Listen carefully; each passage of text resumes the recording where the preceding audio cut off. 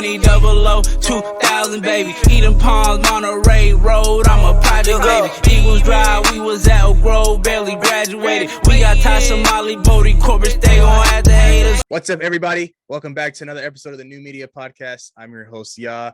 We hope you enjoyed the last episode because, as always, today's going to be an even better episode. As always, I got the whole crew with me today. Everybody's in the house. Today, we're going to be discussing week 2 of the NFL season, and then we're going to jump right into we're going to be ranking the best duos in the Eastern Conference.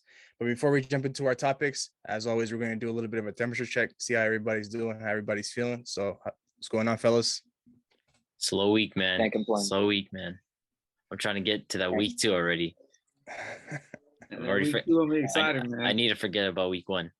Seattle versus the Niners. Come on now. We're going to take care of business out here. You feel me? Man, I heard great news today, man. TJ Watt's only going to be out 4 to 6 weeks, man. Great news, man. Can't wait for the week, man. I'm not too sure what that means for you guys' season, but Vikings got a game on Monday night. I'm looking forward to that. But we'll go ahead and jump right into our week 2 predictions. First game of the week, the Los Angeles Chargers versus the Kansas City Chiefs. The Chargers are on the road on this one. Oh, this is a tough one. It's a divisional game, but I have Patrick Mahomes winning this game. I don't know how to – I think Keenan Allen might be out this game. I'm not too sure what is his status. Still pretty sure they rolled him out. Yeah, probably out. Yeah, with the hamstring injury, they're probably on the safer side of things. So that's another weapon gone for Justin Herbert. And again, like if I'm going Patrick Mahomes and Justin Herbert, I'm going Patrick Mahomes every time, any day of the week, any hour. So I got the Chiefs winning this pretty comfortably, actually. Yeah, no, definitely coming into Arrowhead, not having potentially Keenan Allen and that Chargers offense didn't look really good to me in week 1. So I just don't see them winning in this game. It will be close though. I feel like it will be a close affair. I don't see it like how you saw Abdi where it's a blowout or winning comfortably. I feel like they'll trade blows, but ultimately the Chiefs will pull away late. So yeah, I have a close game. I have the Chiefs winning. I got the Chiefs winning as well. I got it as a close game, but I do see them playing, much better than the Chargers. Although Chargers had a tough week against the Raiders last week. Derek Carr with 3 interceptions. I don't expect Mahomes to make that much turnovers or any turnovers at all going into this game. So I got the Chiefs winning by a little bit, but I expect it to be a dogfight. It's a division game. I expect Eckler to be more involved. I expect Mike Williams to be more involved, but we'll see. Yeah, I'm going to have to agree with Abdi on this one. I got the Chiefs winning pretty comfortably. Just losing Keenan Allen hurt, especially on a short week. I'm not too sure what that offense is going to look like against a team like, Kansas City, where you got to be on your best game. And if you slip up just once, Mahomes will make you pay. So I'm going to have to ride it with the Kansas City Chiefs. The next game we got is the New York Jets on the road against the Cleveland Browns. I think the Browns are going to terrorize the Jets this week. I feel like the Jets are really going to feel Myles Garrett in them. And again, the Jets offense was uninspiring against the Ravens. They had a little jump right here and there, but overall, they're just not going to be able. Jacoby Brissett is not going to take the game over or anything. But again, the defense for the Browns is good enough just for them to win this game. So I'm not going to say this is going to be a comfortable win, to be honest, because again, the offense doesn't look too good. But defensively, I think that they're going to cause problems for the Jets. So I have the Browns winning this. Yeah, I have the Browns winning comfortably here. I just feel like that defense front seven and coupled with that run offense that they have of the two-headed monsters are going to overwhelm the Jets. It'll be surprising to see how Jacoby Brissett does this second week. I feel like last game he was, they're trying to just go run heavy, basically limit his turnovers, limit anything that he could potentially do. So I hopefully, they let him loose. Amari Cooper does his thing. But I have the Browns winning here. I got the Browns winning as well, but I don't think they're gonna let Brissett loose like that. They brought him in to be a game managing quarterback. They got 2 phenomenal running backs in the backfield, so I expect them to come into this game, do what they did last week, pound the ball, play phenomenal defense, and just carry out the game like they did. So, got the Browns winning. Yeah, I also have the Browns winning this game, but I feel like the reason why they're going to win this game is just not because of their defense. I think we're going to see Nick Chubb performance where he goes over 200 rushing Oh, yards, thank maybe a God. couple I thought you were touchdowns. gonna say Baker Mayfield. I was gonna lose it. I thought you were gonna say I thought you were gonna say they're gonna win because of Baker Mayfield. I was gonna lose Relax. it again. Nah, but I think Nick Chubb's he's gonna run all over the Jets. Predicting that he maybe goes for 200 yards. They're gonna just feed him the ball. I know Kareem Hunt took a couple touchdowns last week, but I just don't see that happening this week. I think they're just gonna feed him and they're just gonna ride him to the end. And I have them winning pretty comfortably. They didn't look good against the Ravens. I mean, I know the Ravens are a good team, but I think they're just really waiting on Zach Wilson to come back. Personally, I'm not too high on him, but he's much better than Joe Flacco. So I got the Browns winning this one for sure. 200 yards up for Nick Chubb. I think he goes for 200 this week, man. Ooh, that's He's crazy. gonna run all over them. Nick Chubb can do it against them. To be honest, He can, but I he's don't one of know. those. He's one of those rushers that just. I feel like they share the ball with him, Kareem Hunt, but he'll get the majority of the touches. But 200 is a lot. Nick Chubb's like he can just break away for like 40 just like that. He can. Hey, I mess with Nick Chubb, man. I just feel like he's gonna get going real early, and then once they can't stop him, it's gonna be way too late for the Jets to even try to come back and win the game. The next game we have the Washington Commanders versus the Detroit Lions. The Commanders are on the road in Detroit. I'm gonna go Detroit here.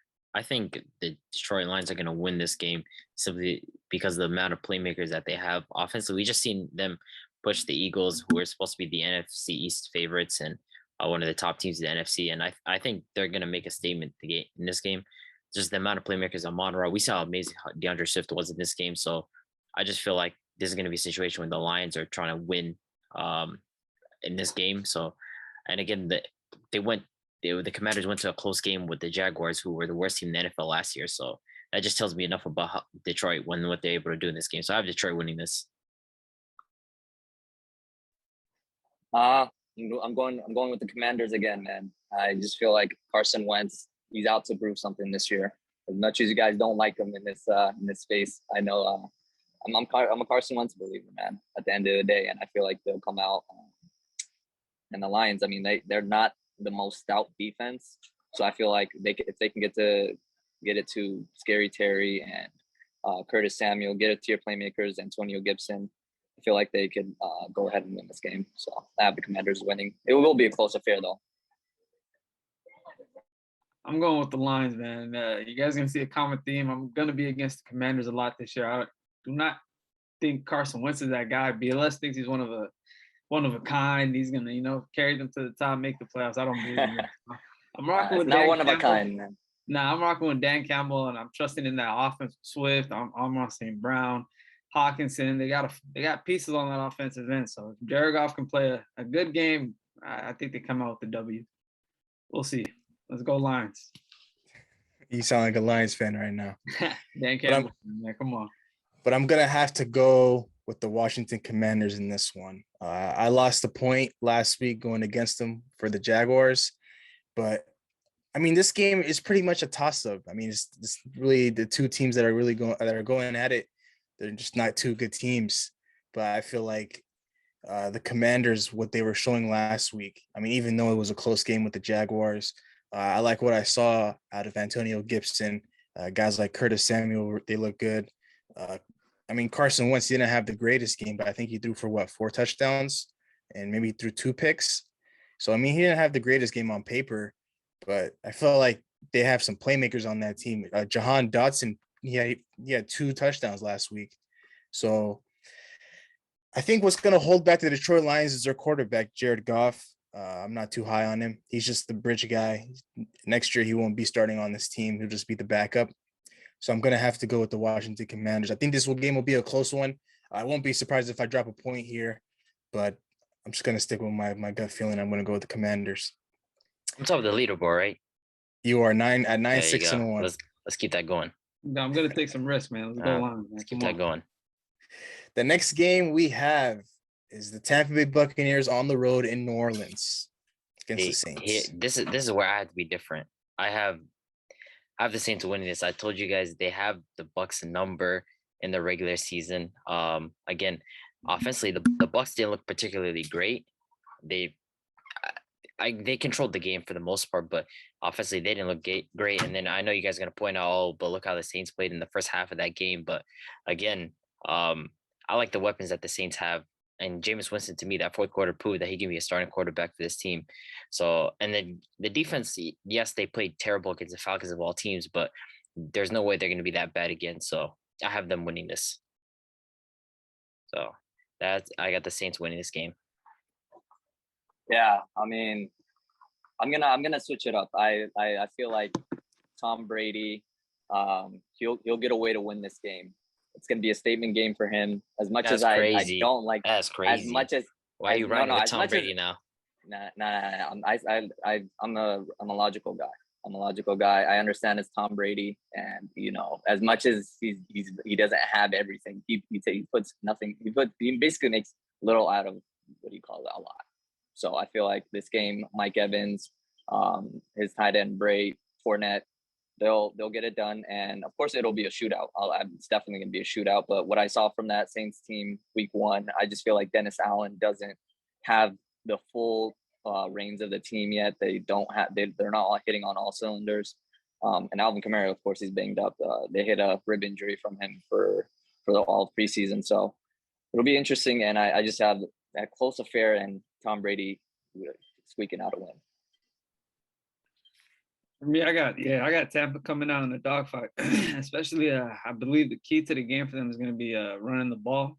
The Saints last week, I feel like they gave up 120 yards to Cordell Patterson and another 80 to Mariota. So, like, if they control the game with Uncle Lenny, I feel like Mike Evans is going to win his matchup against Lattimore this week. But key to I the ain't game. gonna lie, I don't believe that part. I believe that part. I know you had Diggs winning that matchup with Ramsey, but this time there's no way I'm gonna let you call this one and Lattimore and Mike Evans. I'm picking Mike Evans to come out on top this week. I don't think it's gonna be a big week for him, but when they get to the end zone, I think he takes care of business. If there's one guy that has his number, like if we talk about having someone's number, Lattimore is that guy's father, man. It's time to break the curse, man. The beef they have is ridiculous. It's like every time they see each other, it goes way back. It goes way back. Way back. No, when Lattimore got in the league, I feel like Mike Evans got to come out though for it.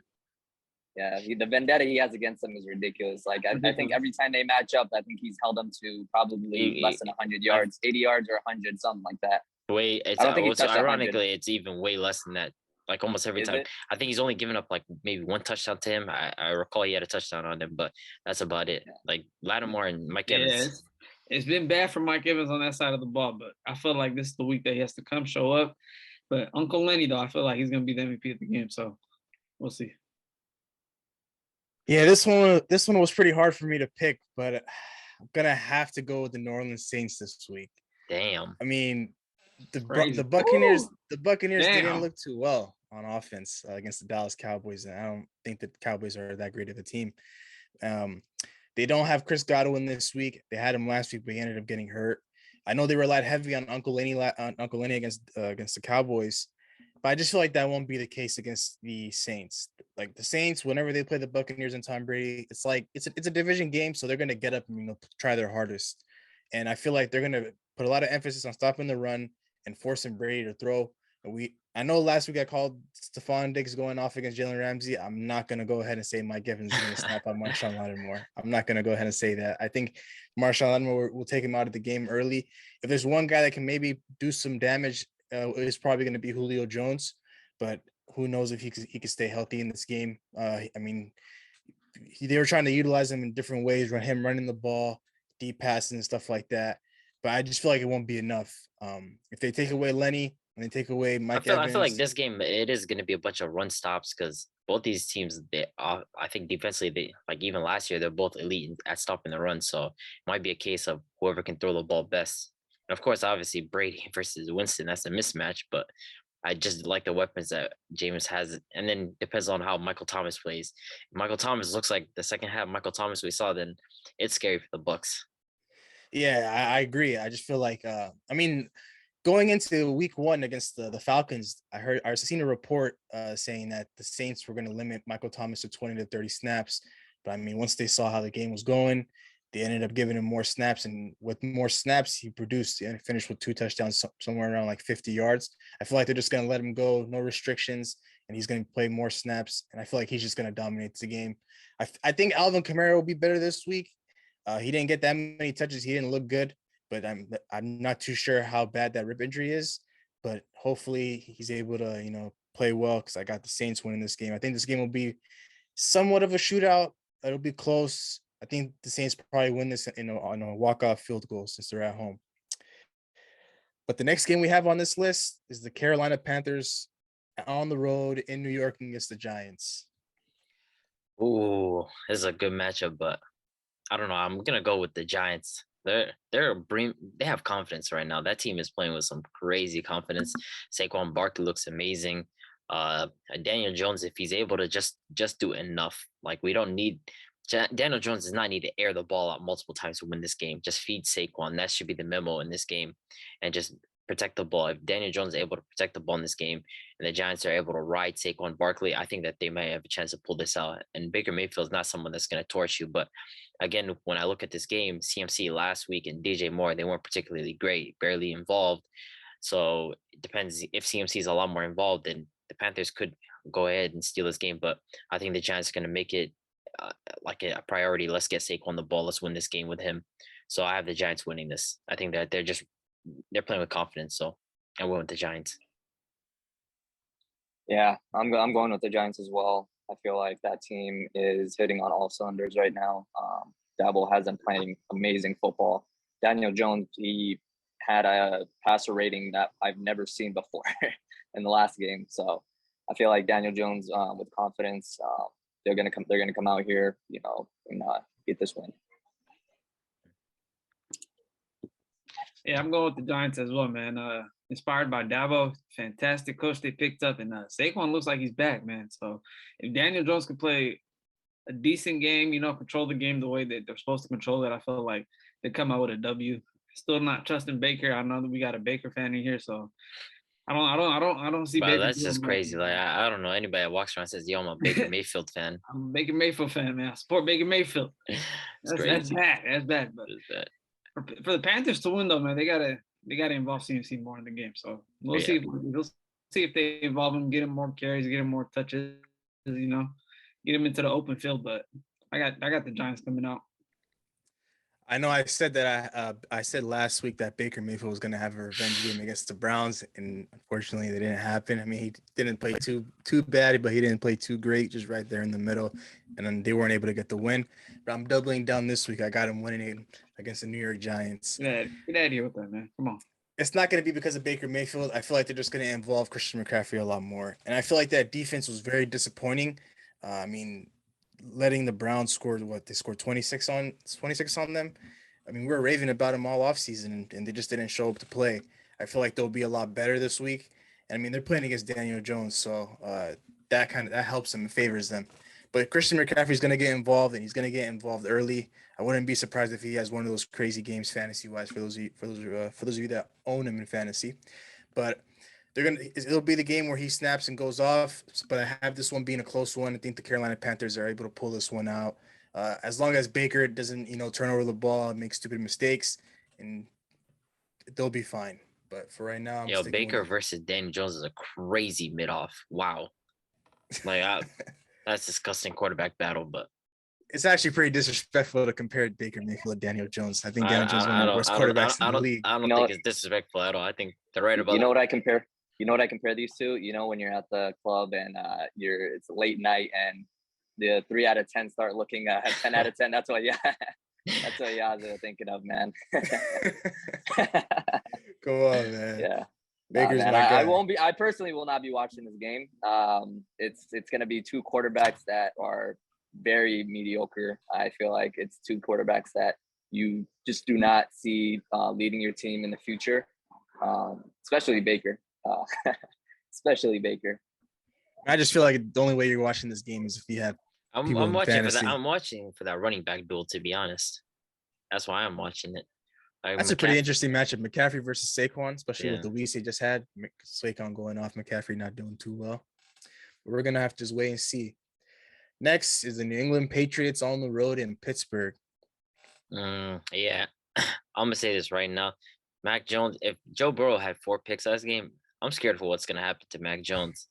But then again, they are missing TJ Watt, but still, even without TJ Watt, they still got a pretty damn good defense. I feel like if last week, if Mac Jones couldn't do much against that Dolphins defense, there's no way in hell he's going to do anything against the Steelers defense. They're just going to terrorize him. I just don't see a situation where the Patriots are even like remotely able to pull this out. Maybe just because the Steelers don't have like consistent quarterback play, that the game might early on be close, but I feel like their defense is just going to win them this game. It's going to be an ugly score probably, but again, Mac Jones is just not going to beat you. So I have the Steelers winning this. Yeah, I definitely have the Steelers winning here. Doesn't matter if we lost TJ Watt for it looks like 4 to 6 weeks. Thankfully, it looked bad. It looked like it was going to be a season thing. Najee looks to be healthy as well. Looked bad towards the end of the game where he just came down real bad on his foot, couldn't put any weight on it. So he's gonna play through it as well. So I just feel like we're gonna get to Mac Jones early and often. Doesn't matter if TJ Watt's there, and we're just gonna steamroll through this game. I see it being a blowout. Honestly, it could get pretty ugly pretty quick. So, and I won't complain, man. I don't think it's gonna be a blowout. You guys just can't score. If you guys couldn't get 5 picks, you guys could get 5 picks or 5 turnovers on Joe Burrow, and you still couldn't capitalize and blow that game out. There's no way you're gonna just blow this game out. I'll tell you, the Bengals defense is actually nice. The Patriots defense is not nice. The Patriots defense is not horrible. They're decent. It's not horrible. But then again, you have Mitch Trubisky as your quarterback, so it's just not like you get a turnover, right. The ball goes to Mitch Trubisky. Listen. We're not gonna bag on my starting quarterback. All right, your quarterback put up 7 points, man. Yeah, we're not gonna do that. We're not gonna do that. But we know what we can get out of Aaron Rodgers. I don't know what I'm getting out of Mitch Trubisky. I mean, just imagine you're on defense and you're playing against the Steelers, and like the Steelers offense are marching on the field, and you see Mitch Trubisky leading the way. Yeah, like. He's not striking fear in anybody's heart, man. Come on, let's defensively, I'd be pissed, bro. I get a turnover. And Mr. Trubisky gets the ball. All I'm saying is Nick Foles did his thing when Carson Wentz went down, man. It's time for Mitch Trubisky to prove that he was a top 10 pick. I feel like he still has that ability to be a general. He's not going to take you over the top, but I feel like he could still have that general leading a team. That's about it. So I have the Steelers winning here. But he's going to lose that position by week 7. Hey, about 2 minutes ago, Bielis was talking about that late night 10s turn into 3s. Trubisky's part of that. Yeah, Trubisky's part of that, man. Come on now, we're gonna throw him part of that pack. But I got the Steelers coming out winning this game. I don't think it's gonna be a blowout, but I think they control most of the game. I don't see Mac Jones or the Patriots offense doing much against that Steelers defense. So I feel like it's gonna be tough for them to march down the field, and I got the Steelers coming out winning. Yeah, I have the Steelers winning this one. This game's just going to be a terrible game to watch. It's going to be pretty ugly. It's just 2 pretty bad offenses. I mean, the Steelers' defense is just better than the Patriots, but, losing TJ Watt hurts. I mean, I'm still confused as to why he's rushing back and why he just wouldn't sit out the rest of the season. The outlook for you guys this year is missing the playoffs and, getting a high draft pick. So what's the point of coming back? Okay. Vikings fans get a win and against Aaron Rodgers and start talking crazy, man. That's ridiculous. We made the playoffs 16 straight years, and it won't change this year. I guarantee that. Put me on the record. It will not change this year. All so right, you're predicting right here, right now, that the Steelers are making the playoffs? Yes, sir. That's a bold prediction. Man. Mike Tomlin. Hey, we have Mike Tomlin, man. As long as that guy is there, and now that we have Flores as well, I feel like we have the leadership to lead this team to the playoffs. That's about it. That's crazy. That's about it. I don't care about Trubisky. You guys can bag on Trubisky. You can do that. But once you have leadership and you have guys behind you, people play. That's all it is. So it's ridiculous that you would say we don't have a great outlook. We don't have a playoff outlook. I mean, that division got better. So, did it really? The days of you guys making that division was, to be honest, the quality of it. The quality of that really division was with Watson out for 11 games. Lamar, the Bengals, this contract thing over his head. The Bengals are still the Bengals. They're a great team, and then you have Lamar. That's all you really need in that division. And to be honest, if the Browns can stay afloat with Jacoby Brissett and then Deshaun Watson comes back, it's scary for the Steelers. Yeah, I'm gonna be honest, man. You guys are finishing. Yeah, it's a bunch of hypotheticals, man. I love it though. I think that's the fan in you talking. But I'm gonna have to go ahead and pick the Steelers to win. Last week, the Patriots just didn't look good. I mean, what they did in the offseason showed against the Miami Dolphins. They didn't pick up anybody to help out Mac Jones, and it showed. They only scored 7 points. That's unacceptable. I know Mac Jones is dealing with a back injury. I'm hearing that he's going to be able to play. I'm not sure if it's going to make much of a difference. The lack of weapons, lack of help, there's not much he can really do. And I just don't see the Patriots pulling this one out. I think they're going to start the year 0-2. The next game we have is the Indianapolis Colts on the road in Jacksonville playing the Jaguars. Divisional game, but I think the Colts, they're gonna tighten up from last week. Defensively, that shouldn't happen. Usually they're a lot more stout defensively. And then again, the game script, give Jonathan Taylor the ball, let him set the tone. So I just hate this division so much. I genuinely do not watch games from this division, and I refuse to watch games from this division. It's terrible football. So I have the Colts winning this pretty comfortably. They're just gonna give the ball to Jonathan Taylor, run the ball, throw some Michael Pittman Jr. here and there, but I think defensively they'll be much better. So I have the Colts win this. Yeah, I have the Colts winning as well. I feel like they will bounce back this week. And of course, the Jaguars, they're still a young team. And this defense, I mean, they had a really bad game. I mean, if you're having Davis Mills carve you up, I just chalk it up to, just a bad week. I feel like they'll come back here. Jonathan Taylor do his thing. Matt Ryan will look a bit more polished hopefully this week with after last week as his debut. They'll get the guys like Pittman involved. So I just have them bouncing back in this week. I got the Colts winning as well. I feel like their defense is going to play much better this week than they played last week. David Mills had a phenomenal week against that defense. So we'll see what they do against the Jaguars. Bro, I like that guy, but he's better than Mac Jones. He's better than Mac Jones. And Tua.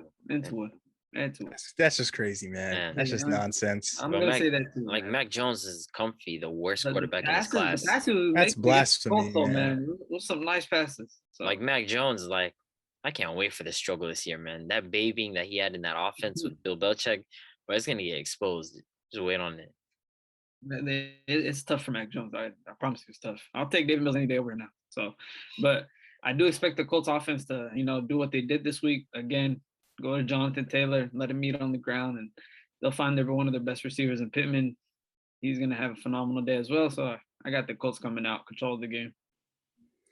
Yeah, personally, I don't think this game's going to be close. I have the Colts winning in a blowout fashion. I think they're just going to rely heavy on their main guys, Jonathan Taylor and Michael Pittman. Their defense will step up this game, and they're just looking to have a statement win, just to let everybody know what happened last week is just not who they are as a team. I don't believe that's who they are as a team. I think just Davis Mills caught them by surprise. I mean, Jonathan Taylor and Michael Pittman both play well, and you end up tying with the Texans.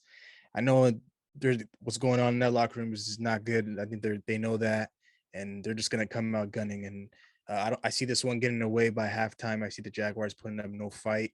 I know they played well against Carson Wentz, but Matt Ryan is levels on Carson Wentz. So I have the Colts winning in a blowout fashion.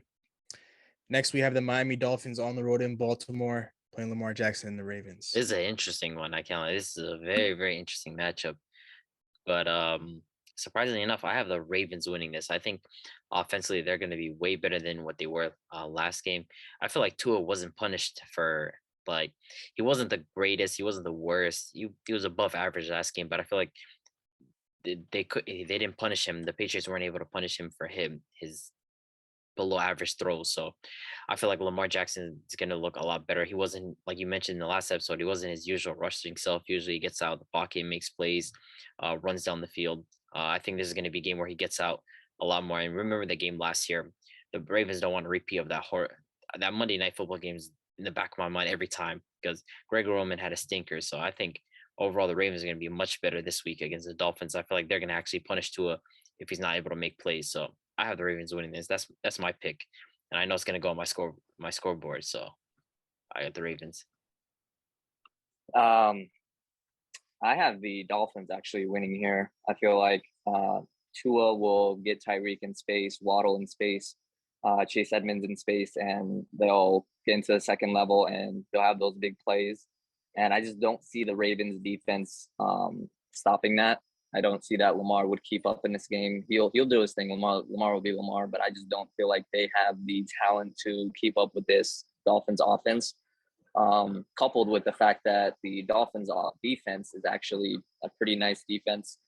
Last week I felt like they did their thing. They got a few takeaways and stuff, but I feel like once they get home to Lamar this week, that they could definitely do damage. So I have the Dolphins winning here. It'll be a close affair, but I ultimately feel like Tua will deliver.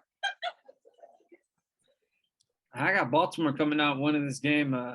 I don't think Tua, like I felt like the Dolphins last week, they left a lot of food on the table against the Patriots. I don't think they're gonna have that chance against Baltimore defense. If they make mistakes, Lamar's gonna have a time to capitalize. I feel like Mark Andrews is gonna come out this game. He's gonna have a phenomenal game. He had a game. I think he only had like 2 or 3 catches last game. So I see him coming out having a great game. See Lamar dominating the game, and I feel like it's gonna be tough for Tua to find his targets, to get to his spots and his places. So we'll see. Yeah, I hope it's not a repeat of what happened last year in Miami on Thursday night, but I'm going to have to go ahead and pick the Baltimore Ravens to win this game. I know Lamar didn't look too great, but I feel like he's going to be better being at home. I know he didn't play much I don't think he played at all in the preseason. So I'm expecting him, he's got the rust off. Now that he's going back home, he's going to be more comfortable. Everything's going to go his way. But if the game starts to go the way it did last year, I'm not going to be surprised because Miami, they played them tough last year, and they know how to beat this team, and they know what they have to do. If they do that, it's just going to be a long night for Lamar. But I don't think that will be the case. I think they'll watch the film and they'll adjust, and Lamar will be better. And I think Lamar's just going to have one of those days where, he throws a couple of touchdowns, maybe rushes for 80-plus yards and a touchdown. He's just going to have one of those good days. So I'm picking the Baltimore Ravens to win this one. I think this game, it won't be close. They probably won't by like 10, but that's good enough for them to get the win. Next, we have the Atlanta Falcons on the road in Los Angeles playing the Rams.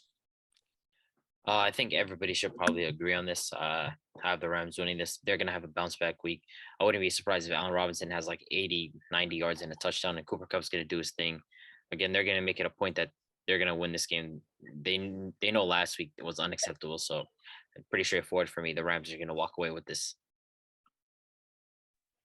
Yeah, I feel like this is going to be a blowout game. They're going to bounce back. McVay's going to do his thing. Of course, it's the Falcons as well. I don't think they have the offensive talent to keep up in this game.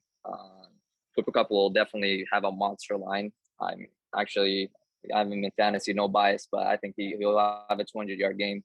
AJ Terrell he's a good corner, but he's not going to follow Cooper Kupp into the slot. So Cooper Kupp is definitely going to have one of those monster games, 200 yards, probably 15 receptions. They won't have an answer for him all game, and the Rams are going to just keep piling it on just to show that, hey, we still have it. We still have this offense. We still have McVay. We have Matthew Stafford, even though he has this lingering elbow issue. I feel like it'll be a statement game. Yeah, I got the Rams coming out winning this game by a good amount. So I feel like they're going to bounce back from last week. They put up a terrible performance. The offense looked horrible. The run game looked horrible. Defense looked clustered and horrible. So I feel like, they got the Falcons.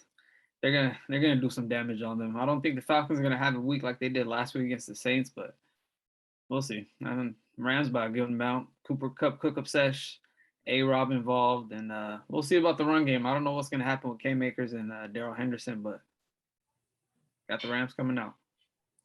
I think what the Falcons did against the Saints last week was a fluke. I think the Rams win this one pretty comfortably, getting all their guys involved: Allen Robinson, Cooper Kupp, Tyler Higbee, Darrell Henderson, and maybe we might even see Cam Akers on the field this week and see him produce a little bit. They're just going to remind people that they're the reigning champs. They're still the team to beat in the NFC, and they're just going to go out there and look to make a statement, bounce back, and get a win in the win column. So I'll have the Rams winning this one. Next, we have an interesting matchup. The Seattle Seahawks are on the road in San Francisco against the 49ers. Technically Santa Clara since they moved, but Seahawks-Niners. Be honest, I have the Niners winning this. I can't lie. The Seahawks, yeah, they played great on Monday against Russell Wilson. Oh, he thought he was gonna have a revenge game, whatever you call it. I thought that too. I thought he was gonna come out, torch them. Did not do that. Their defense played well. A bunch of young guys. They played with a lot of heart, but I think the Niners are gonna. They just can't accept what happened last week in that Hurricane Katrina game. Like, come on, man. The game script was just not in their favor. I think Kyle Shanahan is going to go back to just running the ball. And yes, they lost Elijah Mitchell, but they still have Deebo Samuel. I feel like the Niners are, and I think George Kittle might be back for this game, but again, the Niners might be precautionary with him and keep him out. But if they have their weapons available, I think like it was what y'all mentioned about the Broncos. It's gonna take time for them to mesh, and they just didn't look good on Monday. I think the Niners are gonna be a lot more fluid, so I have them winning. They're just a better team. So Niners gonna end up with this.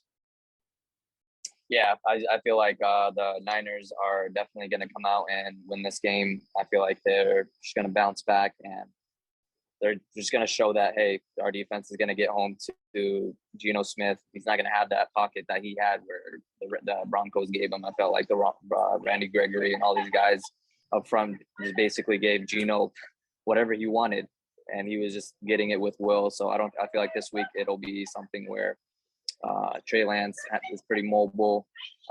He gets it to his outside receivers, Deebo. Of course, he's going to have to play a little running back shift now with Elijah Mitchell out. So I feel like Deebo is going to have a monster game, and they're going to come out and win this game comfortably.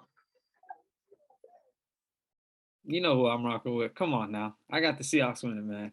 All right, Listen, come on, bro. Like you gotta drop the it's- bias, man. Not even you. You don't even believe You that. said drop the- You you said drop the bias, you man, got a but- cute win on Monday. Like Nah. I Hey, guarantee. you're you know he saying doesn't- something. You're but saying I- drop the bias, right? But I you're the guarantee- same with the Packers, though, but right? the thing is, Same with if the Packers and the I Vikings, right? if I No pick difference. the Packers, I genuinely believe that they're gonna win. If we went a week before you won this game against the Broncos, I guarantee you would have had the Niners winning this game. So I'm just Nah, saying you're just high nah. off this win. That's so. facts. High off this That's win, and facts. we're going 2-0. I'm gonna keep rocking with it. We're going 2-0. No Eli But Mitchell. I wouldn't be They don't surprised if Gino has 2 picks, right? Like the little cute story, don't write me off, blah blah blah. got- Like Hey, like I said, man, it's over, man. Gino played better than Aaron Rodgers week 1. He gonna continue on week 2. Yeah, it is week Come 1, on you know. now.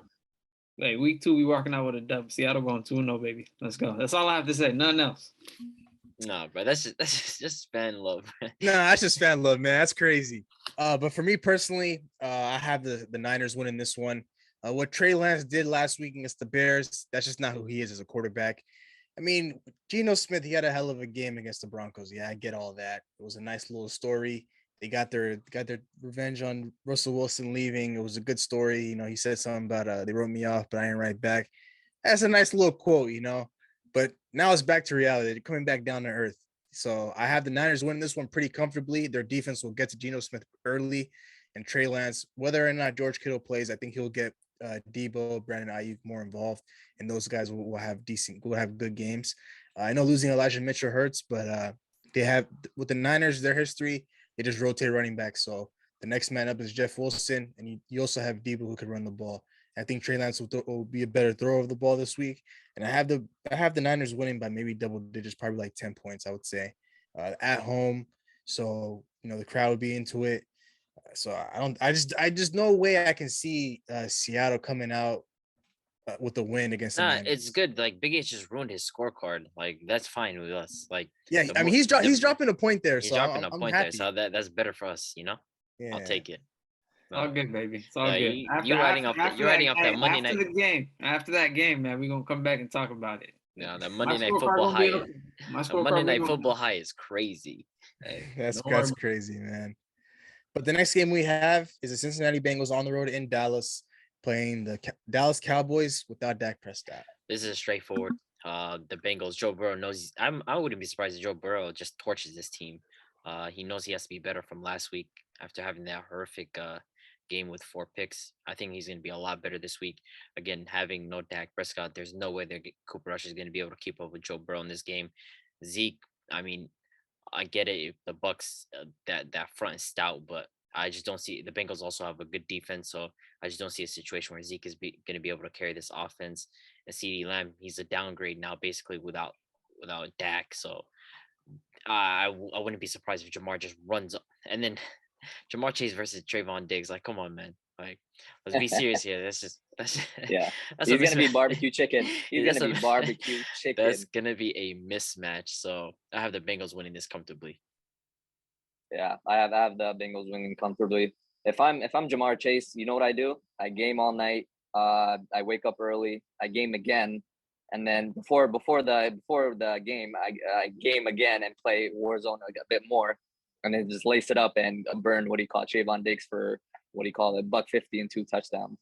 Yeah, it's gonna be a bad game. I feel like Dallas won't be able to keep up with this the Bengals offense. They'll just keep getting what they want time and time after again.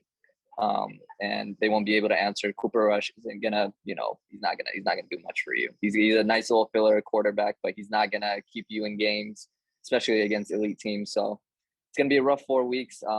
I didn't look at their schedule, but it looks like it's gonna be bad if it's a Bengals off rip. So I swear someone's team lost to Cooper Rush last year though. It's crazy. no names. I No did. names, Yeah. I went to that game too. It was embarrassing, man. He got the banner in his background right on too. So That's no names. Yeah, embarrassing. no Yeah. names. We though. might have lost to Cooper Rush, but we beat Aaron Rodgers, so that's my holiday right Woo! there. Yeah, I got the Bengals coming out and cooking up, man. I don't.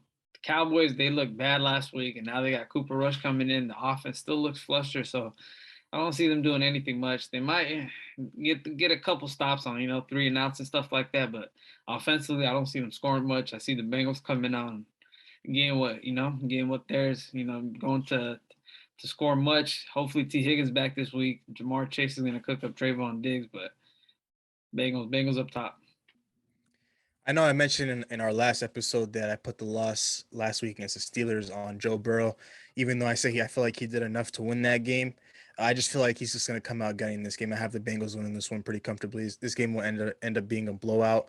He probably won't play in the end of the fourth quarter. I just feel like I know I said my prediction for week 1 he was going to come out and prove and have him start.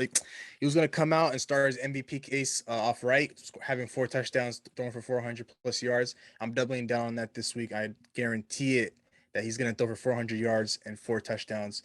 2 to Jamar Chase and 2 to T. Higgins if he plays. But if not, he's just going to spread the wealth all around. Joe Mixon's going to get what he wants done on the down in the run game. And I mean, Cooper Rush he's not going to put up much of a fight. The Bengals defense looked good last week, even though Joe Burrow kept them on the field for majority of the game. And I mean, even if they had Dak, I still feel like the Bengals they're gonna win this game pretty comfortably. So Cooper Rush or Dak, same thing to me. The next game we have is the Houston Texans on the road against the Denver Broncos, coming off a loss on Monday night.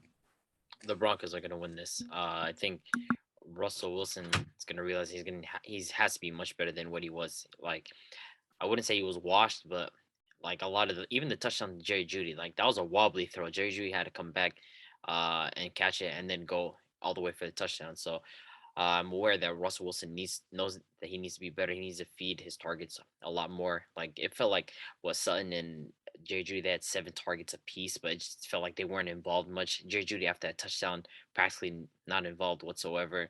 So I think Russell Wilson realizes like he has to be much better than what he was this game. So I have the Broncos winning this game. I wouldn't say comfortably. I like what the Texans are moving towards. Davis Mills, man, that's a hooper right there. I like that guy.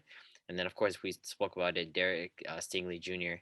The guy that's a stout young corner. So I feel like the Texans have some playmakers here and there, but ultimately the Broncos know that you can't slip up in that division. They know that AFC West, especially with the Chargers playing the Chiefs this week, they know that they need a win this week. So the Broncos are going to win this game.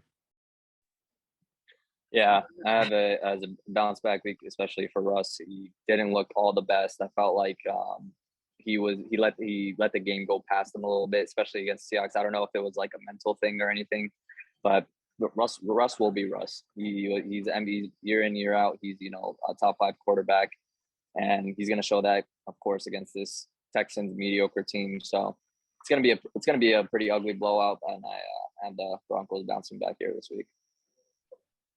Hey, I got the Broncos bouncing back this week as well. I feel like last week they had a couple crucial turnovers in the end zone with both the running backs fumbling on the one, and then them not feeding the ball with Sutton and Jeudy. Him throwing the ball more to his tight ends off the play action kind of confused me. Them, like I already said, 7 targets apiece wasn't much. One fluke play to Judy over top was what 63 yards. So they're gonna get more involved against the Texans. I feel like they're gonna come out on top. But David Mills, man, hopefully he has a good game. Hopefully he makes it exciting. Yeah, I got the Broncos winning this one. I'm not going to say in dominating fashion. I think the Houston Texans will put up a fight. But I think Russ is just looking to bounce back after that loss against the Seahawks. I mean, now that game is over with, it's in his rear view. And now he's just going to come and move forward and try to get a win at home. He's going to get his guys involved. Whether or not it's Javonte leading the backfield and, him splitting time with Melvin Gordon, I don't think that's going to be an issue going forward. I think Javonte is their best running back, and they should only have Melvin Gordon as a security blanket for him. But I think the Broncos do enough to win this game. I think I didn't talk about it in our last episode, but I think it was pretty disappointing that their head coach, what's his name, Nathaniel Hackett, he didn't trust Russell Wilson on 4th and 5. I mean, you pay the guy $242 million. I mean, you got $242 million reasons why you should trust that guy in that type of situation. I don't know if you guys saw that Richard Sherman clip where he was talking about Peyton Manning. Like if Peyton Manning's on that field, he calls the timeout, right? If Mahomes is on that field, he calls that timeout. Rodgers on that field, he calls that timeout. Brady's on that field, and so on and so forth. It's a bit odd that Russ wasn't the one that was gonna call the timeout on that situation. I mean, could it be early on that they're still meshing and if he understands he's playing in the system, so he's not as comfortable yet? But it is Nah, like a bit man, of it's it is a the surprise. Like same. a quarterback, usually just like if they, like Richard Sherman said, if they lost, if let's say for example, if a quarterback like Mahomes or Brady or Rodgers lost that game, everybody would have been like, why didn't they call a timeout? Like pointing towards the quarterback. But in this situation, we're blaming the coach, but it's like, Nah, to does me he it's trust? the same Does he trust Russ? it's the same as the audible in the Super Bowl. Him having the opportunity to switch the play, knowing what's gonna happen. He didn't Yeah, want to could that be Russ's personality? He's It just could like be. It he's could just be like Russ's personality, he's just like, yo, But let me just yeah, listen to the coach. hmm So I feel like Russ got to take initiative. Be like, yo, we should go for it. Go to the sideline. Like we seen Lamar do Like, that a yo, couple like you years fourth, ago. yeah. Like The coach was let's like, go yo, for you it want on to go for fourth. it? Let's Come get on. it. Come on, Like, son. I mean, that's Russell Wilson should. Nah. If me personally, I just why didn't he just decide, yo, like it's only 4th and 5, let's get this. And I don't even know. in his post game interview, he was like, I forgot the kicker's name, Brandon McManus or something Yeah. like that. He was like, yeah, McManus told us, get it to the 46 left hash, and we got it to that left hash. We trusted our kicker, and I'm just like, 64 yards is not something you can trust, That's tough. I don't What's know. crazy is the head coach came out and said today that he probably should have trusted Russ in that situation and There you go go. for it on 4th and 5. See? So Uh, I think You can I see mean, Russ doesn't want to step on his foot. Yeah. there's just going to be a lot of growing pains going on in Denver. Russ getting used to a new system and new head coach. So we're probably not going to see a lot of that going forward. But there's going to be bumps and struggles along the way. I don't think things are going to be. I didn't predict things are going to be perfect off the bat. But we'll go ahead and move on to the Arizona Cardinals on the road in Las Vegas, playing the 0-1 Raiders. Oof. If that defense, if the Cardinals defense comes up like they were against the Chiefs, I think the Raiders torch them, and we see the offensive weapons that the Raiders have, and of course the Cardinals front is not going to terrorize Derek Carr like the Chargers did. So I just don't think anybody on that defense is going to be able to guard Devontae Adams. We're going to see a situation again where I think this time Derek Carr is going to spread a little bit more love to guys like Renfro and Waller. So they're going to get a lot more touches, especially someone like Waller. So Devontae is going to be Devontae. He's going to get his targets, but I think there's going to be a lot more love spread in this offense. And Derek Carr is not going to face as much pressure as he did last game. He's going to understand, like, I have other people to throw to. So I have the Raiders win this game. And Kyler Murray's on the other side of the football. That's enough said. So there's that.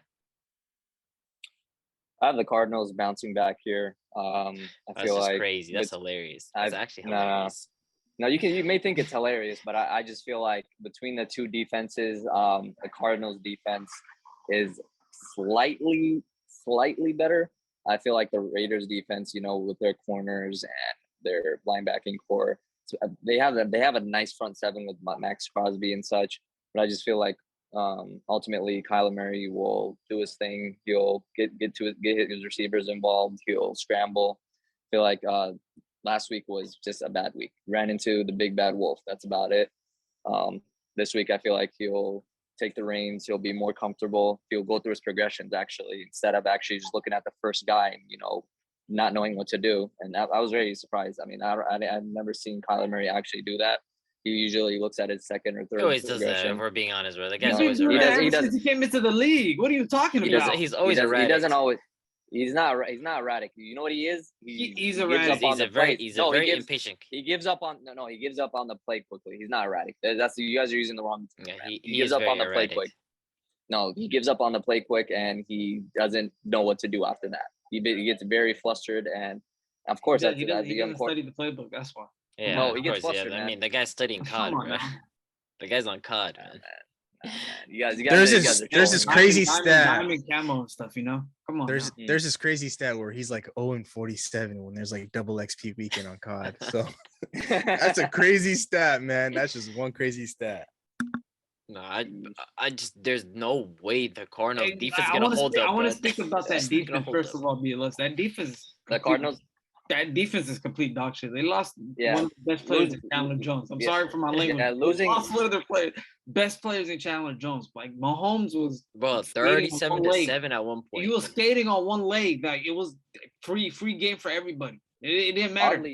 Oddly It did enough, not I don't even matter. think Chandler Jones. I don't even think Chandler Jones was the biggest loss. They also lost Hassan Reddick to the Eagles. So they did lose pieces, but I just feel like this Raiders, like corners and safeties, there's just like it's. not- But the it's thing is, the horrible. thing is, though, like I'm let's not say, worried. horrible. let's I'm say, not yeah, the worried, I'm Raiders not gonna secondary lie. is terrible. Yeah. Like Kyler Murray's not Yeah. gonna punish them. Like Yeah, let's it's be like real Kyler here. Murray's Like, not going to punish his them. best And wide they don't- receiver. You sure about that? You sure about I'm that? really his not best- worried about Marquise what- Brown it's doing Marquise a Brown. 9 route every single time. Like one I'm team really has not Mar- worried about one, it. one team has We'll one team revisit has this. Marquise Brown. The other team has Devontae Adams, Hunter Renfrow, Darren Waller. Like that's And a Josh mismatch. Jacobs. And That's Josh a- Jacobs. That's a mismatch. That's a lot of weapons, I'll admit. But ultimately, what I saw from Derek Carr. I mean, if you're going to force feed Devontae, 20 targets a game, it's only he's not going to give you 20 touchdowns. He's not going to No, give you but 4 you got to touchdowns. understand though. He has 2 seconds in the pocket with Bosa and Mac rushing. Now he And has the Cardinals, the Cardinals, they got me, and I'd be on the left end and the right end. So. Derek Carr is gonna have a phenomenal day, so I'm gonna build off of that. He's I gonna got have the a clean Raiders. game. I got the Yeah. Raiders Yeah. winning,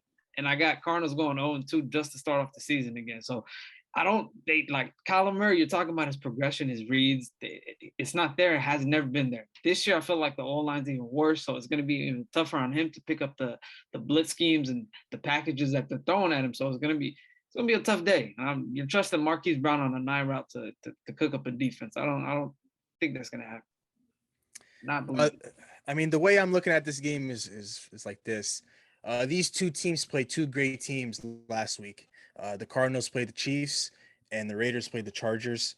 We obviously saw what Mahomes did to Kyler Murray, but I know the Raiders lost, but it's the way they lost to the Chargers. They were still putting up a fight, and I think they were right there. Relatively close, up like in- a 5-point game at one. Yeah, it was like a 5-point game, and it came down to the last drive for the Raiders, but that O-line just could not stop Joey Bosa and Khalil Mack.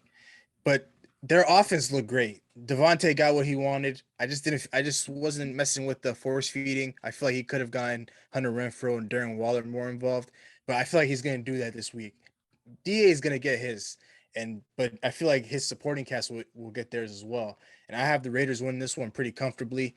Kyler Murray, he's just going to struggle this entire year. I mean, like I said in the last episode, he was the worst quarterback in week 1, and Dak Prescott played, and he didn't even throw a single touchdown. So that says something about you as a quarterback. Yep. And Raiders being at home, coming off a close loss to a good team in their division, the Chargers. I just feel like they're just going to get what they want early, and they're just going to win this game. And now we move on to our Sunday night football game, which is a pretty terrible one. But Chicago Bears at Green Bay That's playing the just Packers. so hilarious, bro. I think they just put that on because it's a rivalry, it's a historic rivalry, whatever. We know Aaron Rodgers, I own you, blah blah blah. Like this should be a routine for us. We're gonna lock him down again. Justin Fields, he did have some promising signs last week, but that was in some awful weather conditions. Again, the weather should be much better this time around. I think Aaron Rodgers knows that he has to be better. The entire team as a whole knows that they need to be better. This is going to be a routine win for us. Should be obvious. Packers are going to walk away with this one. Yeah, man. I have the Packers winning as well. I mean, Aaron Rodgers is going to come back out with Lazard, so hopefully they have better receiving game than what I saw for the Christian Watsons dropping passes and stuff. They'll bounce back, and I have Aaron Rodgers coming back and probably having a nice game. Pretty decent, maybe 250 yards. Oh, I can't. I'm kidding. Man, he's gonna leave with he's gonna leave with 300 yards and 2 touchdowns. That's what we're gonna get out of him. Promise that. Aaron Rodgers is gonna take his anger out on the Bears, man. He loves that, especially against the Bears, man. So yeah, I expect him to come back this week, dominate the game, come out in good fashion. I expect Aaron Jones to get more touches than he did last week. So I expect to see the offense, be more versatile, trust the receivers more. And Aaron Rodgers, he's gonna come out and dominate. So be a good game from the Packers. I got the Packers winning this one. Yeah, Aaron Rodgers might not own the Vikings, but he definitely owns the Chicago Bears. So I'll give him that. And I have the Packers winning this one pretty easily. There's not much to say about this game. Aaron Rodgers is looking to bounce back off that loss to us. We're a good team, though, so the Bears are not a good team. And their win last week, surprised a lot of people, pretty much surprised everybody in the world, shocked everybody. But I just don't see them coming out and, trying to beat. I don't see him coming out and figuring out Aaron Rodgers early. I think Aaron Rodgers is going to do what he does best and carve up this team. And it's just going to be plain and simple. They're going to win by double digits for sure. So I have the Packers winning this one. But now we move on to our Monday night doubleheader. The first game we have is the Tennessee Titans on the road in Buffalo. Josh Allen. That's all I got to say. He's going to win this game. The Titans, they lost against the Giants, and again, the Giants aren't a team loaded with absolute talent outside of Saquon Barkley and Kadarius Toney. I just don't see a reason why Josh Allen shouldn't have a comfortable game. I think he's going to just breeze through this game. He's not going to face much pressure. He's just going to relax, going to continue to make his case for an MVP. So, again, I think the Bills walk away with this one. Yeah, I have the Bills winning comfortably as well. I feel like Josh Allen, he has this nice little MVP campaign going, and what I saw week 1, he's just ridiculous, bulldozing guys. What do you call it? Getting to the second level, getting it to his receivers, Gabriel Davis and Stephon Diggs over the top. And surprisingly, Singletary looks really, really polished now. I remember he had fumbling issues in the past. So he looks like he's left those problems behind, and he's lead back. And it's the world. The world is in Joshua. It's Josh Allen's world, man. That's all I know. Yeah, I got the Bills winning comfortably as well. We don't got to speak too much on what Josh Allen does. One of the best quarterbacks in the league, and they got one of the best receivers in the league in Diggs. So I think they're going to comfortably win this game by big margin. They play the Titans, you said, right? Yeah. Yeah, Tennessee Titans. Yeah, Tennessee, they choked the lead against the Giants. They didn't play too well on the offensive end. So I don't see them doing much against the Bills defense. I think they're going to box Derrick Henry, try to force Tannehill to throw the ball, and I don't expect them to do much. Yeah, I'm just going to keep this short and sweet. The Tennessee Titans are not a good team, so I have the Buffalo Bills winning this one pretty comfortably. The Josh Allen MVP campaign keeps on going. He's going to have a hell of a performance. He's going to get his guys involved. Stephon Diggs, Gabe Davis, Dawson Knox, Devin Singletary might make an appearance like he did last week. He's going to be decent, maybe even better since they're playing the Titans, not the Rams. So I got the Buffalo Bills winning this one pretty comfortably. The last game of the week, it's my Minnesota Vikings on the road in Philadelphia playing the Eagles. Primetime game for Kirk Cousins. I have the Eagles winning this game. I just feel like offensively as a passer, I think Jalen Hurts is going to be much better. We just weren't good. Like, I'm not going to praise the Vikings. I just think that we weren't good. That's why y'all won. I'm not going to praise Jair for being wide open. I'm going to blame Joe Barry for that. And third quarter showed me the Vikings can get real stagnant.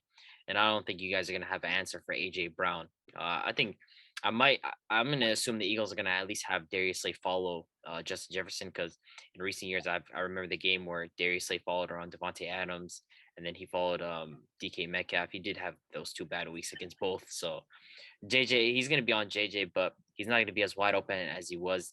And to be honest, like, are the Vikings going to revert back to the old ways of trying to establish the run when the passing games go stagnant? I don't know, but I think offensively that the Eagles are just going to be too much for the Vikings this game, especially their rushing attack. We saw what Aaron Jones and AJ Dillon were doing limited amounts of time that they had, they look pretty productive, and you guys are facing the best rushing attack in the NFL. So I think the Eagles are going to pull this one out. They're going to be my upset for this week. I think they're going to pull this game out.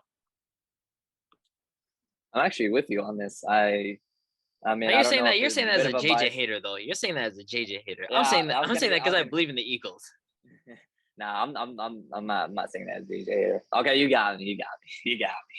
I feel like JJ with Darius Slay hopefully on him, following him around. He's not gonna explode, get to that second level, get wide open as he was the last game. I feel like this game they'll have a game plan for him, especially with I believe the safety that they got, Marcus Williams from the Saints. I feel like there will be over the top help now. So I just don't see the Vikings winning this, especially with that front seven the Eagles have with Fletcher Cox, Son Reddick. I just feel like they'll stifle any run game that they try to establish with Dalvin Cook. And ultimately, when they try to go in the air, I feel like this team will be ready for that. And I have the Eagles winning here by a close margin. I forgot to mention the Eagles' offensive line is ridiculous. Their offensive line is amazing. There's a reason why they were the best rushing attack. Their offensive line is amazing. So they're not Zadarius and Daniil Hunter and all that. It's a different story when you guys Darius Smith coming from one side. Like and Hunter you're coming not playing from you're not another. playing against the backup to Elton Jenkins and the backup to Bakhtiari. That's all I'm gonna say. They only won by 3 against the Lions though, so you got to put that into factor as well. Comparing Zadarius Smith and Daniil Hunter to the rookies on the D line for the Lions. And that's why I say it's all depends on Jalen Hurts playing better. To be honest, they're able to put the game away. I don't know, but I got the Vikings continuing on winning this week, going 2-0 against the Eagles. So on the offensive end, like I said last week, Jared Goff made a lot of mistakes. He wasn't that great of a quarterback last week against the Eagles. I feel like Kirk Cousins comfortably, he's going to be a much better quarterback than the Eagles, what they faced against Jared Goff. JJ is going to continue on what he's going to do from last week. I feel like they're going to involve Thielen more, and Dalvin Cook wasn't involved as much as I thought he was the first week, but I'm going to say hopefully we see him get more touches in that field. And I see the Vikings winning by at least 7. You guys already know my pick. I'm not going against my team. I know this is a big test for us on Monday night, especially with Kirk Cousins and his prime time record. But I'm going with my Minnesota Vikings to win this one, just because we're just going to do what we did last week, but just at a way higher level. I mean, Justin Jefferson's going to do his thing. It doesn't matter who's on him. And I know for sure we're going to get him involved early. That way we can open up our run game, and Dalvin Cook is going to get going as well. I feel like Dalvin Cook, he's going to have a game here. I think Justin Jefferson will do great, but just not what he did last week. He's not going to have like 189 yards, 2 touchdowns, something a little bit less of that. I think we're just going to try to you think Thielen's going to be much more involved this week? Oh, 100%. I think that's what kind of pissed me off last week when we played the Packers. But I don't even remember how many. I genuinely don't remember. Like I think he had one good catch, like a pretty solid catch. Like 3 targets. So I didn't see him. I mean, to be honest, like if JJ just was getting, but the second half, again, Thielen wasn't really kind of slowed down. Yeah, and Thielen wasn't really targeted like that.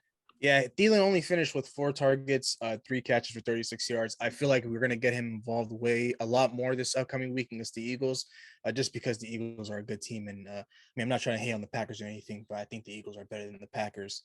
And this is a big test for us. But Kevin O'Connell, he's going to prepare our guys, and we're just going to do our thing. Kirk Cousins, he was great last week. I'm going to have to give him his flowers. He didn't turn over the ball. He looked poised in the pocket. And I mean, he didn't have necessarily like a hell of a clean pocket, but it was good enough for him to find Justin Jefferson. But I'm hoping for him to spread the love this week, maybe get Irv Smith a little bit involved.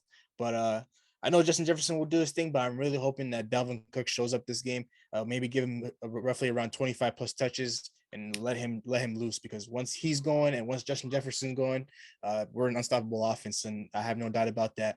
And in terms of stopping Jalen Hurts and AJ Brown, our secondary is not the greatest, and I know AJ Brown will do his thing, but we're gonna make Jalen Hurts tonight a living hell. When Zadarius Smith's coming from one side and Daniil Hunter's coming from the other, we're gonna get to you. So I don't know, man. That Eagles offensive line is amazing. Like they're solid as gets. And I agree with you on that, but I mean, those two guys, they're gonna get home to him quite often. I do have a question for you, although. What's the answer for AJ Brown and Devontae Smith, 2 very fast, quick players. Patrick Peterson isn't going to keep up with Devontae I'll Smith tell you that right now. 0 catches last week against the Lions. So And I'm he not didn't too really sure. get targets, though, Yeah, too. yeah, I'm really Yeah, not he didn't worried get no about targets, Devontae though. Smith as much, though. I'm not really worried about Devontae Smith. Like you can't have Patrick Peterson on AJ Brown. I'll be honest. Like Yeah. AJ Yeah, AJ Brown's that's not too much gonna to work, deal man. with. But then like Yeah. again, if the game plan is like someone is gonna eat regardless, like someone on the offense is gonna have to eat. I feel like Dallas Goedert. This is his game to actually, break out. As much as I've never heard someone say Dallas Goedert's gonna have a breakout game, but I just feel like, he's primed for this game because the Vikings defense. I mean, besides that 1-2 tandem they have up front, It's Eric our Hendricks it's our and front stuff. seven as a whole. It's our front seven as a whole. I don't know, man. Eric Hendricks. I mean, he's all right. That's all. He's one of the my best assessment. linebackers in the league. What do you mean? In my assessment, he's all right, man. That's all. In my eye test, he's all right. I mean, in your eyes, Justin Jefferson's all right, but And no, in my eyes, he's not a top 3 wide receiver, but I digress. all right. But I have the Minnesota Vikings winning this one. It'll be a big test for us to see where we are as a team and how we match up against the elite of the elite. And I mean, the Eagles, they struggled against the team in our division. I wouldn't say they struggled, but it was a close game. But I mean, garbage time points, who knows how that game really went if you watched it from start to finish. I mean, the Eagles they had that game controlled up until the very end. We all know the Lions don't give up. They got hurt. But I feel like the Eagles will fix up that part of their game and they won't, take their foot off the gas. So I'm expecting it to be a very high offense game. But I just see my team pulling it out and we're going 2-0. But with that being said, now that we've wrapped up our week 2 NFL predictions, we'll go ahead and move on to our rankings for the top duos in the Eastern Conference for the NBA. So how we're going to do this is basically we're just going to start off at number 10. Everybody's going to say who they have at 10, and then we'll just keep going on up until 1.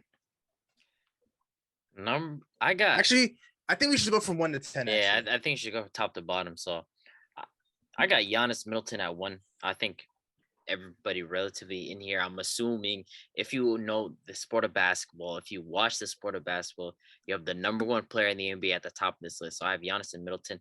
Again, we saw them win a championship 2021. This is straightforward for me. They're number 1. Yeah, I agree. Giannis and Middleton at 1 for me as well. Giannis is easily the most dominant player in the NBA. So that's without a doubt. And Middleton, of course, showed that he can carry a load without Giannis there. So he's the perfect sidekick for him. So, yeah, I have them at 1. I got Giannis and Middleton at 1 as well. Giannis, one of the best NBA basketball players to play the game in today. So he got his chip. Him and Middleton, fantastic sidekick for him. I think they're the best duo in the East to me, but I want to see what y'all says. But I got Giannis and Middleton at 1. I'm gonna have to disagree with you guys on this one. I had a feeling. So I'm going with Kyrie Irving and Kevin Durant as the best. That's actually just hilarious right there. That's just jokes, man. It's like no disrespect to Giannis and Middleton. that's a huge disrespect in my eyes. That's crazy. That's blasphemy right there. Yeah, that's pretty. That's not. You're falling in love. You can't count Kyrie, to be honest. Like you're throwing in Kyrie for what? Bro, like wait till I get to Kyrie. You're gonna bring up like last year, like he didn't play, but I'm just talking about straight duels. I'm not talking about straight duels. Yeah, as a straight duo. No, those two guys are as best as it comes. He hasn't shown me enough the last 5 years since that 2016 final. I'm actually interested in what y'all's logic is behind that. What makes you say that they're the best duo in the East? I just think offensively, they're in terms of just straight buckets, they're the best 1-2 punch in the Eastern Conference. I understand that Giannis, he's the best player in the world. He's the number 1 player. And Middleton, he's a good sidekick to him. But Kyrie Irving and Kevin Durant, it's 1A, 1B. We know Kevin Durant's going to be that main guy, but Kyrie Irving on some nights can be right there with him. Actually, not even on some nights. On most nights, he could be right there with him. I mean, I know they haven't had success as of late, but I'm not looking at it from like a team perspective and like as of late. They haven't had success ever since they should we joined up. bring up them getting I swept? was like, what do you mean? As of Yo, like, should- Kyrie should Nah, never- that was should we bring up them getting swept and then Giannis dominating like, the team that swept I them? understand KD being the 1A, but I don't understand Kyrie being the Robin. Man, I don't understand I have KD being not- I the have 1A not in seen general. it's- at all. Like I haven't seen that. If KD shows up, Kyrie's not there. Bro, like y'all gotta Uh-huh. understand, we're ranking these guys as a duo, right? As a duo, I don't see enough with these two. Their production wise, like It's KD ISO ball 24/7. you mentioned this before. KD legit had the worst offseason, and the guy next to him had a terrible offseason himself. Like just from the playoffs up until now, both of them are trying to KD especially, like I was trying to leave the team that he joined, that he made, and all of a Signed sudden a 4-year contract. after getting swept. Like come on, bro. And then you have another guy next to him who barely plays in the regular season, gets his little 27 games, 30 games, 27 points per game, then come playoff time gets swept. Like, come on, bro. We have to rank these guys. Like, When- it's enough with this reputation stuff. Let's rate these that guys gets me based. mad though. Yeah, let's rate these guys on who they are. Like, what are they producing? Like, Like, I come think on, I'm bro. going based off Kyrie comes in. reputation, I'll Kyrie be comes honest. in. But I just feel like coming into this year and what I've seen from them in previous years, it doesn't get better than those two guys.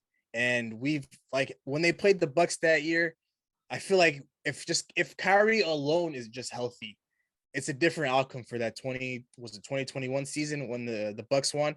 It's a different outcome. The Nets might win that chip if Kyrie just doesn't go down. I know James Harden was playing her and he was playing on one leg, but let's take James Harden out of the picture. If James Harden just says I'm gonna sit out and it's just Kyrie and KD, I believe they're able to get the job done. So I feel like with Kyrie and I don't KD, believe that. I don't believe that because next year they came back, try to spin it around, swept by Boston. first round. they didn't. I mean, Tough. they didn't. I mean, the guy they traded for didn't end up playing a single game, even though But he was like you supposed to said play though, in game 4. like you said though, KD and Kyrie could get it done without James. I'm Harden. not going to disagree. I do believe those two had terrible series. I mean, there's no Come on denying that for sure. But I'm just gonna have to go with what I truly believe, and I just believe with those two guys, I just feel like it doesn't get any better than them. And that's no disrespect to Giannis and Chris Middleton.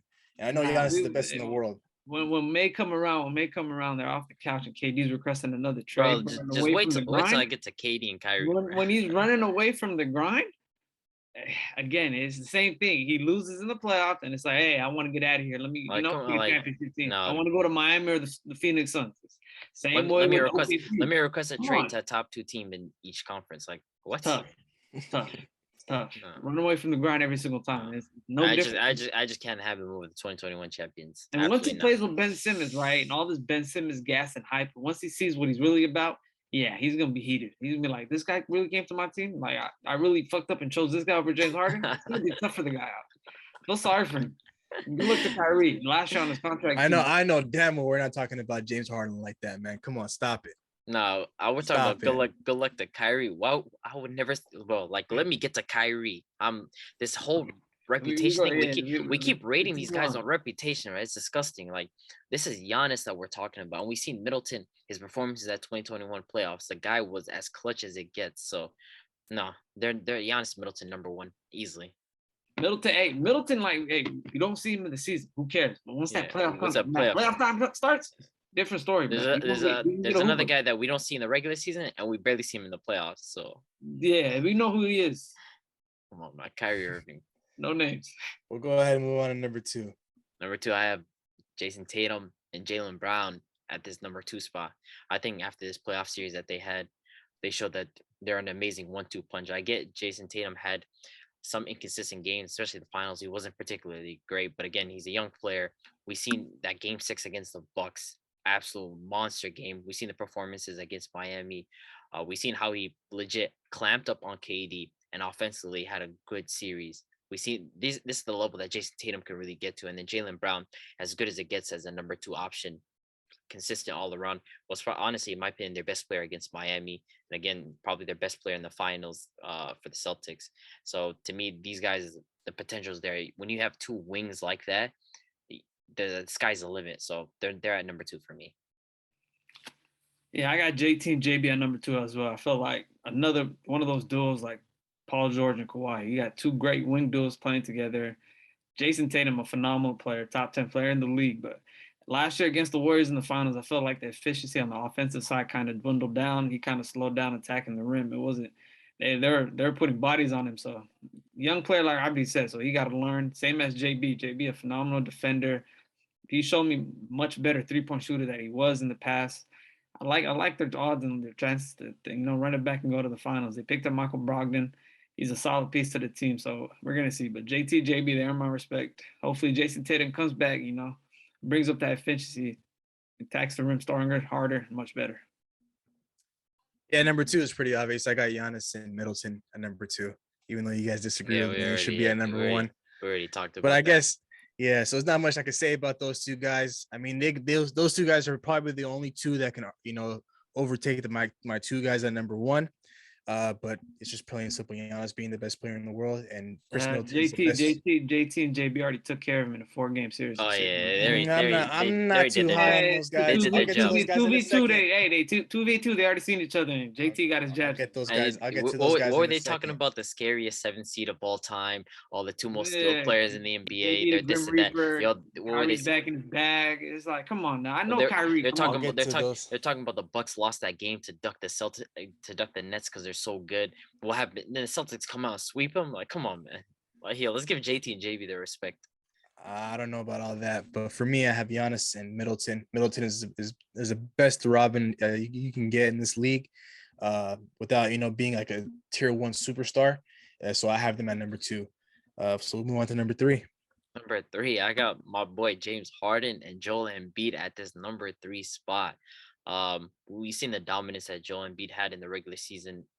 He was an MVP level player the last 2 years. He's just prison. I have him as a top 5 player. Again, not a lot of people are going to agree with me on that, but I have Joel Embiid as a top 5 player.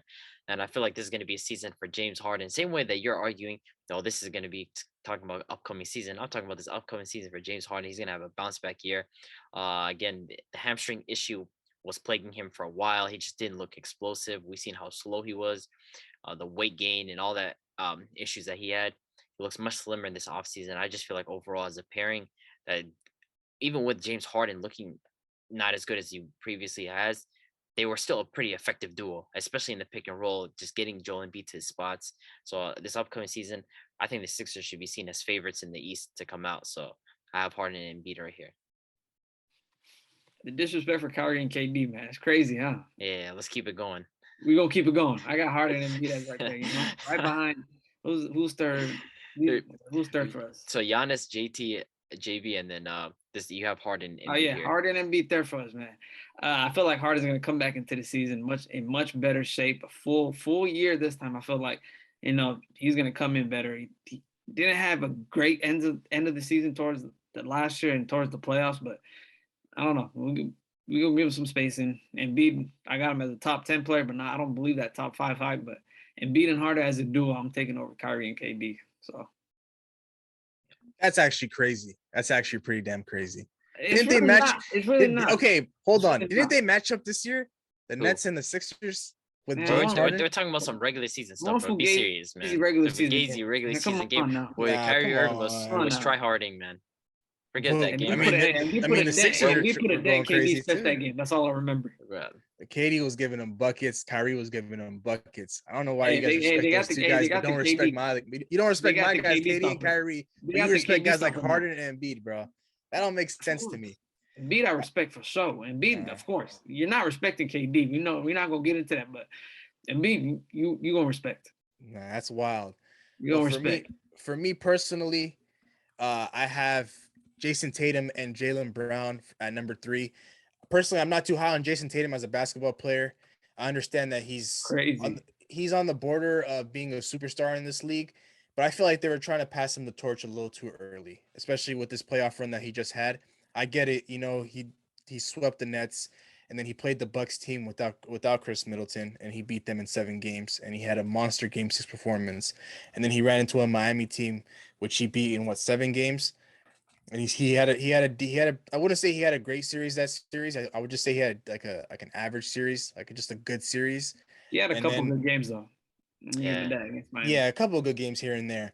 And then he ran into a team like the Golden State Warriors, and then that's where his true colors kind of showed. And I'm not gonna give him any excuses. I don't think anybody should give him a pass. He just got put in shackles. He ran into Andrew Wiggins, and he had a tough time, getting buckets and trying to facilitate that offense. I think he had like 100 turnovers in the playoffs and stuff like that. Uh, I just think we need to pump the brakes on Jason Tatum.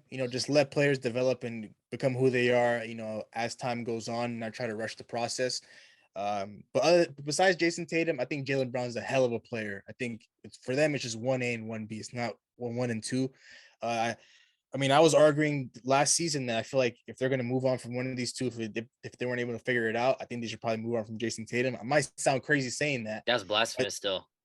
I think Jaylen Brown. That is wild. I'll tell you that. You put Jaylen Brown in that number one spot, and he's playmaking. First off, Jaylen Brown, I get it. Like, he's a great player. The guy cannot dribble.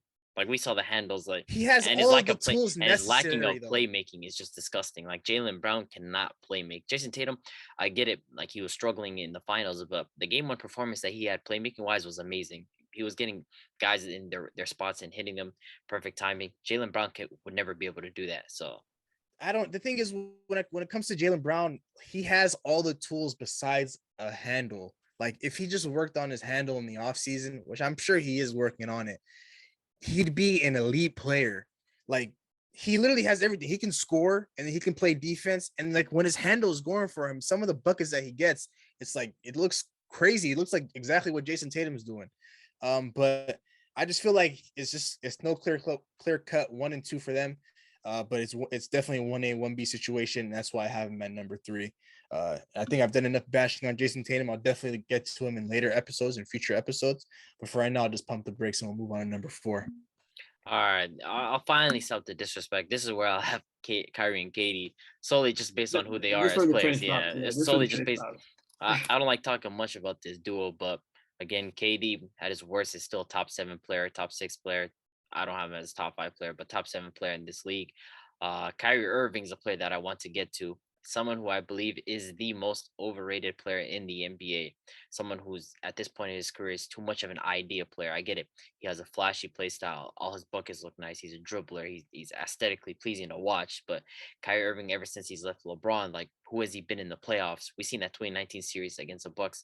We've seen like this year against the Celtics. Like, Kyrie Irving cannot perform without LeBron. Like, he has an 11-11 record in the playoffs without LeBron. Averages like 22 points per game without LeBron.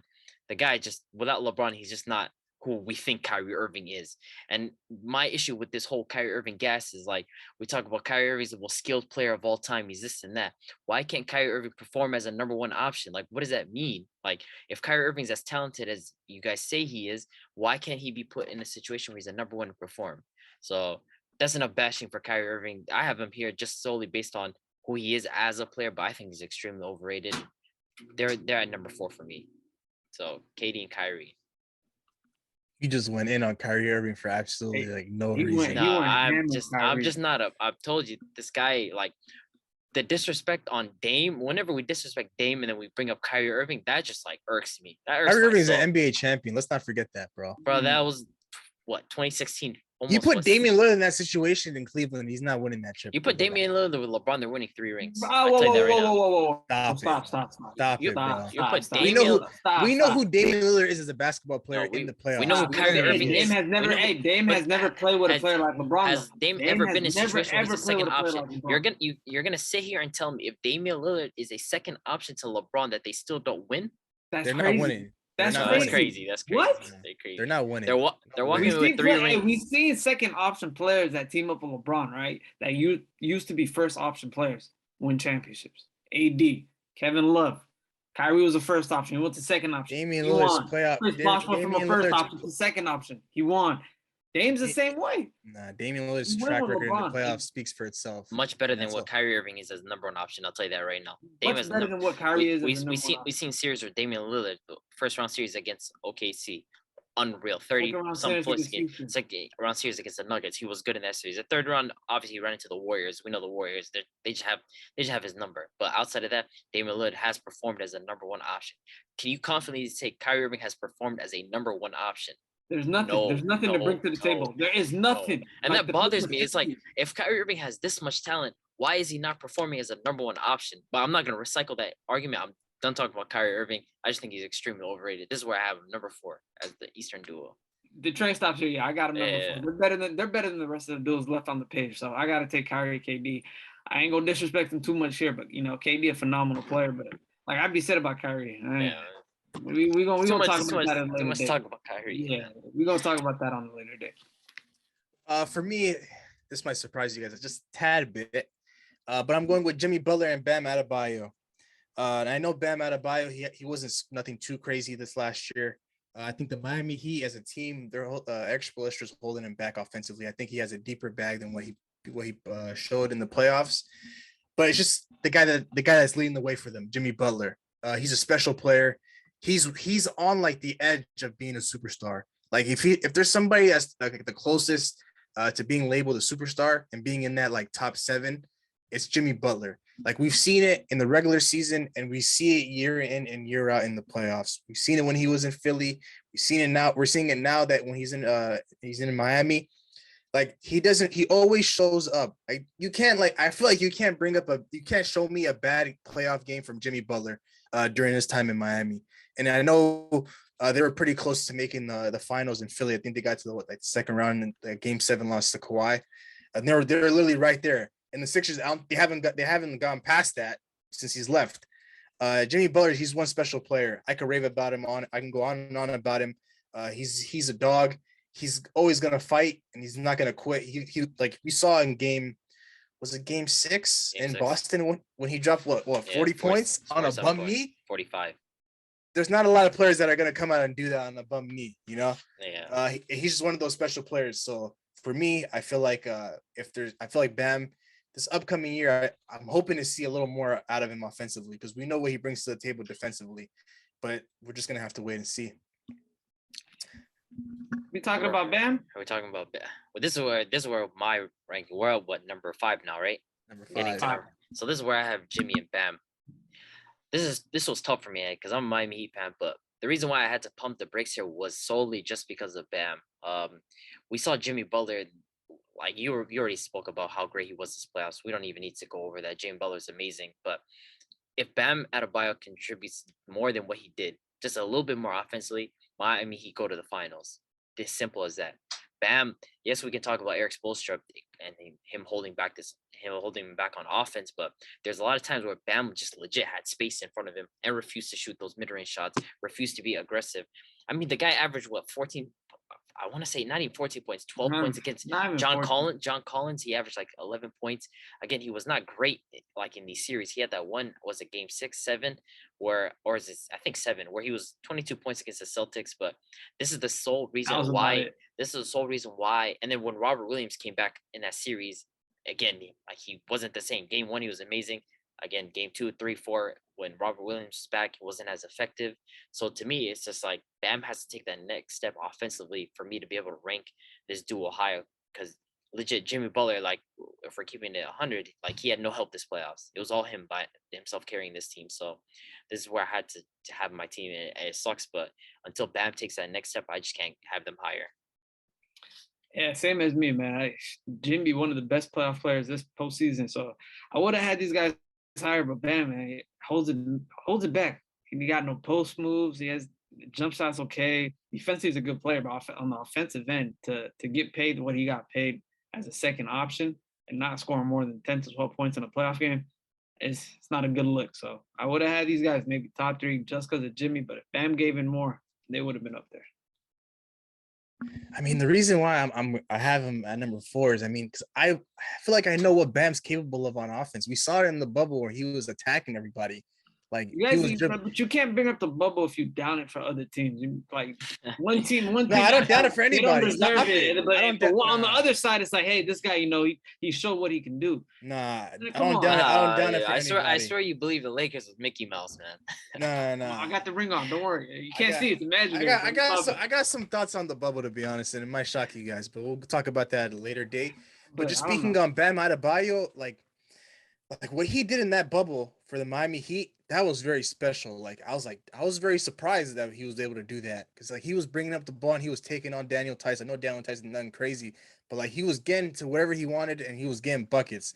So I think we know what he's capable of doing. It's just a matter of him going out there and doing it.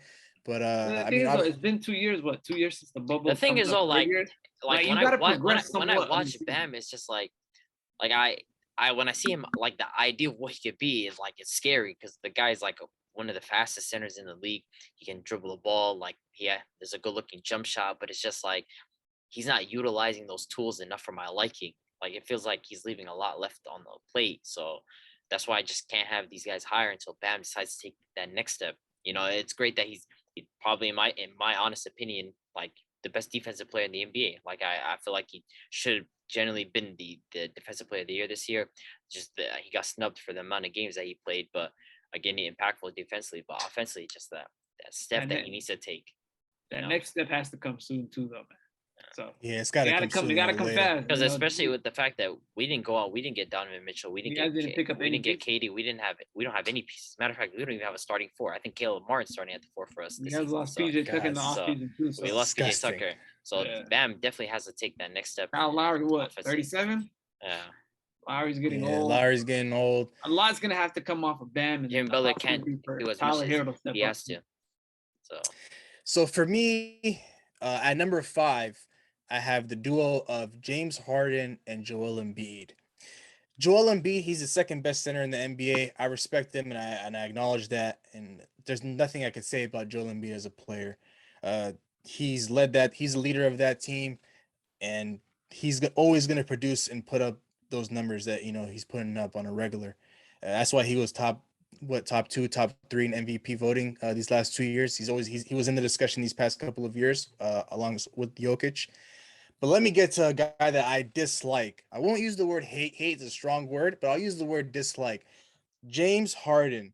And the reason why I have him at number 5 here is just solely on the fact that he is not who he is anymore. Like the days of him going out there and dominating games, putting up 40 points a game, like he did in Houston, those days are behind him. And when the Sixers traded for James Harden, they were expecting that James Harden. I know Abdi's going to disagree with me. He's probably going to say they were expecting the Nets James Harden, the Nets version of James Harden, but I'm going to have to completely disagree there. The version that they were expecting was the Houston James Harden. The reason why they traded for him is the fact that so they could package him with Joel Embiid and basically be up there as a top 2 duo. So when Joel Embiid is putting up his numbers, James Harden can put up his numbers as well. And I know you're predicting somewhere around 25, 7, and 7 for him this upcoming year. That's just not going to cut it in the Eastern Conference when you got guys that are mentioned above these 2 guys on our list. And I don't have to speak about James Harden in the regular season. We know who he is. Like if there's anybody that takes the regular season pretty seriously, it's him. But when it comes to the postseason, his track record speaks for itself. We know who he is come postseason time. Like I get it. Like he'll have good games here and there, but when you need him to show up and when you need him to show out, he just does not show up. I can bring you multiple games where he's played under his standards. One game that's on top of my mind right now is that game against the Miami Heat in that closeout game for Miami at home. You put up the same amount of points as me, and I'm sitting on the couch watching you, and you're making $40 million a year. That's just unacceptable. We have to hold players accountable. And I feel like with James Harden, we just don't do it enough. I know I do it a lot because I'm just a James Harden fan, but I feel like the media, they can't let him, they can't cut the slack. in my opinion, they don't.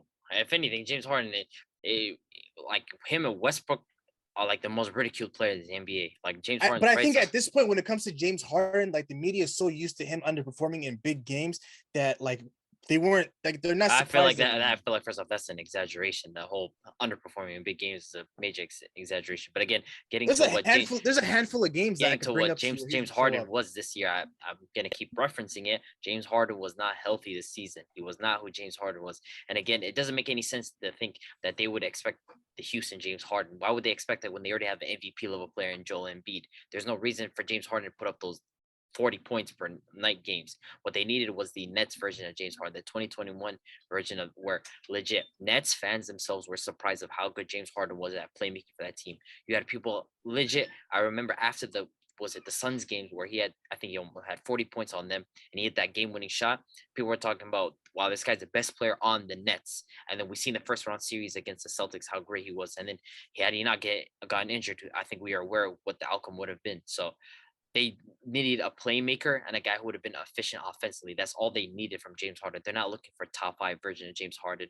They're not looking maybe for a top 7, top 8 version. They're looking for that top 15 version of James Harden is what they were expecting. So to think that James Harden was going to come out and have like 40 points for them, that's not what they want. They have Joel Embiid to do that. They have Tyrese Maxey to give him 20 a game. What they need from James Harden is 25 and 12. That's all.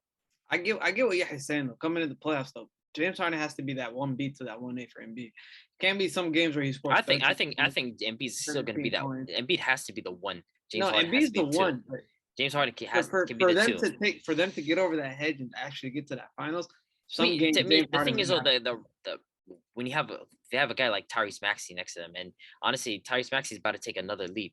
Like he is going to take another leap. He's already practicing at 20 point. He's already at 20 point per game. Again, I'm basing this on what we're going to expect from James Harden this season. I think he's going to be like a 25 and 11 type player. He's going to be way more efficient than he was last season. Even with how poor his shooting was and his finishing was, James Harden was an amazing playmaker last season. Absolutely amazing as a playmaker. So again, the playmaking is not lacking there. I think people are not used to him shifting from that amazing scorer that he used to be. That's a big issue. At the same time, though, his 3-point percentage was horrible last year. His finishing, what really killed him was finishing. Like James Harden relies a lot on his floaters and getting to the basket, and so he just didn't look as good as we're expecting him to do. Maybe it doesn't fit the Sixers system. Who knows? So we'll see. I think it's just a health issue. I think now James Harden, if he's back to, he's looked slimmed down. He's rehabbed that hamstring. I'm expecting him to have a good season. So I hope he comes back like he was before. It was exciting.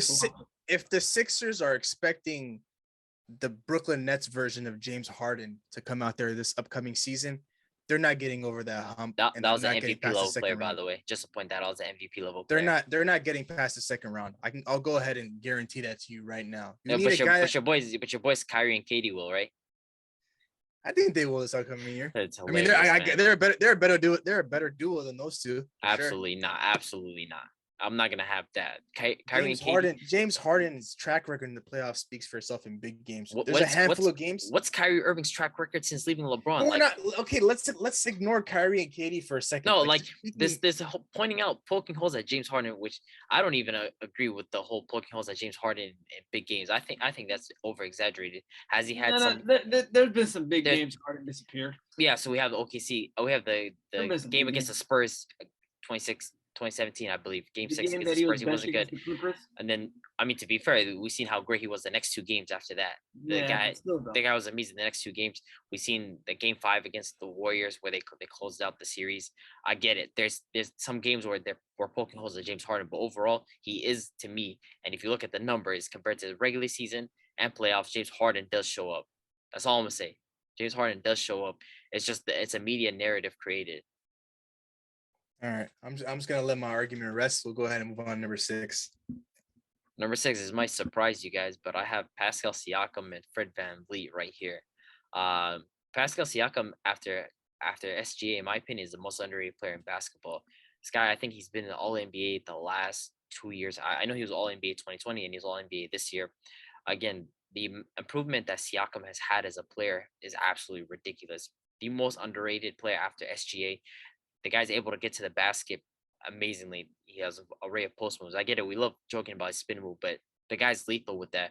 He knows how to finish. He's good at shot creation, and his playmaking has improved mightily. And he's a great defender as well. On top of that, and Fred VanVleet, I get he didn't have a great playoffs, but the guy was injured for the playoffs. I think he was running into hamstring injuries, but he's an elite shooter and a great defender.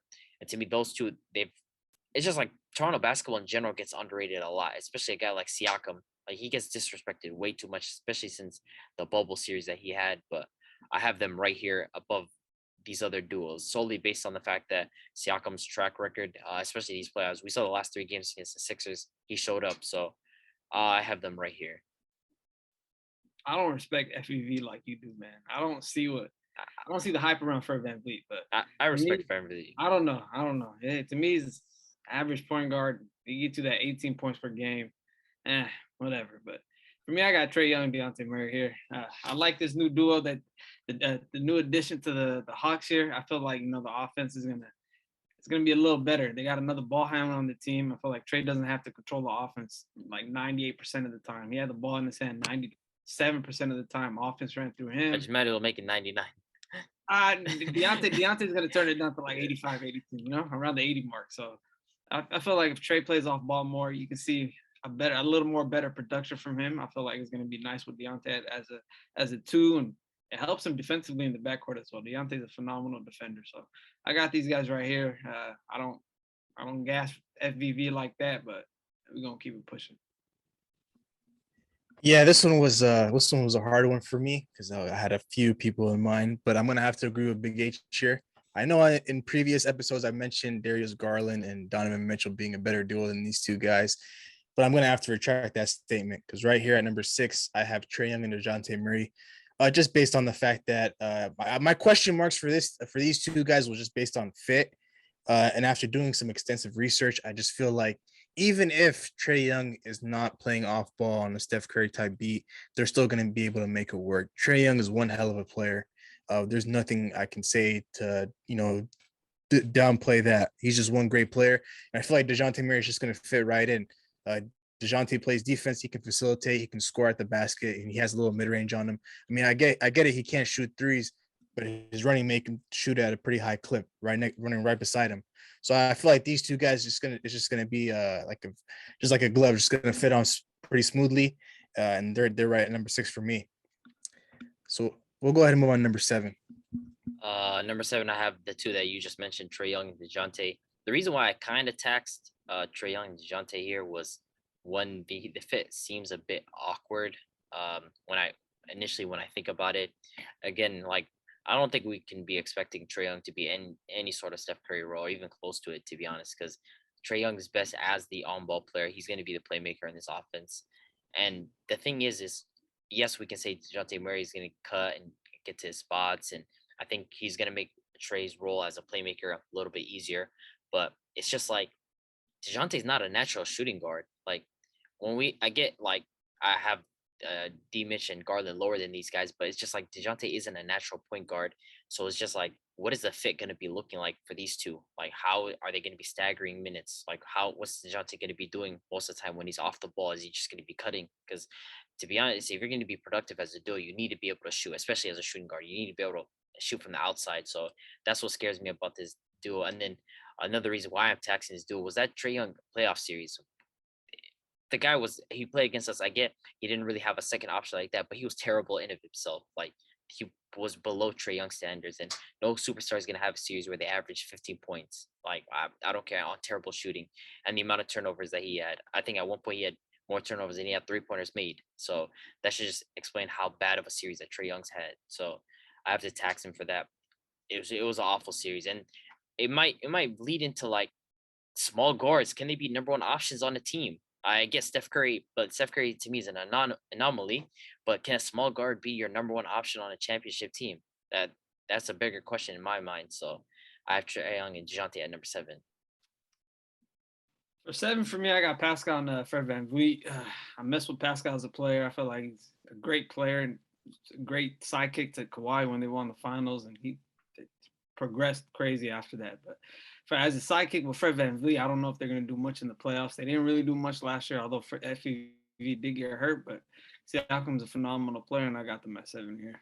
And the spin move, man. No matter how ugly it looks, it still works. He's gonna get that bucket. That spin move. Yeah, he's gonna get that bucket, man. It's gonna go on regardless. It can be ugly. He can do it 10 times in a row, but that ball's gonna somehow end up in that hoop. So, great defender too. At number 7, I have my boys Zach LaVine and DeMar DeRozan. Just based on the fact of what I saw last year in the regular season, up until LaVine got hurt and the whole team went down. I just feel like those two guys as a 1-2 punch. I didn't know what to expect coming into last season, but what I saw out of those two guys and the way they were playing off each other, it's just something I didn't expect. DeRozan was doing his thing, getting to the mid-range, getting to his spots. He was our main closer last year. And Zach LaVine, he's arguably a top 3 shooting guard in this league. I don't need to speak on that. And those two guys fit very well, surprisingly. And I just feel like the guys that I have below him, there's just a few question marks there. But for these two guys, I just don't feel like there's much question marks compared to the guys that I have below him. But for my number 7 spot, I have Zach LaVine and DeMar DeRozan. We'll go ahead and move on to number 8, though. Number 8, I have the two that you just mentioned, Zach LaVine and DeMar DeRozan. I'm a big fan of Zach LaVine. I feel like efficiency-wise as a shooting guard, he's just a pure bucket getter. Like on all 3 levels, he can do it from 3-point line, mid-range. He's able to get to the basket, finish. The knee injury sucked, so we saw his production kind of tank towards the second half of the season, especially leak into the playoffs. DeRozan, I think you're aware, I'm not a fan of DeMar DeRozan. Like same way that you dislike James Harden, like it's on another level when it comes to DeMar DeRozan. When it comes, I have to agree with you there. When it comes to the playoffs, DeMar DeRozan is just, I just That don't guy want to go said- to. he said I it after a playoff series, bro. He was like, "If we had LeBron If we had James, LeBron, we would've won." Like, the Like, mentality you have can't there, bro. you is can't go to soft. war. You can't go to war with DeMar DeRozan as your shooting guard, but even as you still won. though, even then, as a regular season player, I think he's really productive. We saw that little stretch he had of like 10 straight, I think, of 35 plus points on amazing efficiency. So I think he's productive as a regular season player. Playoff question marks are still there for him, but I have them right here. Yeah, I got them right here as well. Like Abby said, great regular season player, but when that playoff time comes, it's just he's right back to normal. You know, you don't see much from him. You don't see those big 30-point games, those fadeaway game winners. You don't see much from him. Zach LaVine, I mess with him as a great player. You know, the knee injury kind of held him back. A couple past years, the injury's been holding him back. I feel like he's a great player, so hopefully he can stay healthy. There's a lot of talent there that he can work with. For me, I have the duo of Donovan Mitchell and Darius Garland right here. I know I mentioned in previous episodes that they're fit. It's just not gonna be a problem for me.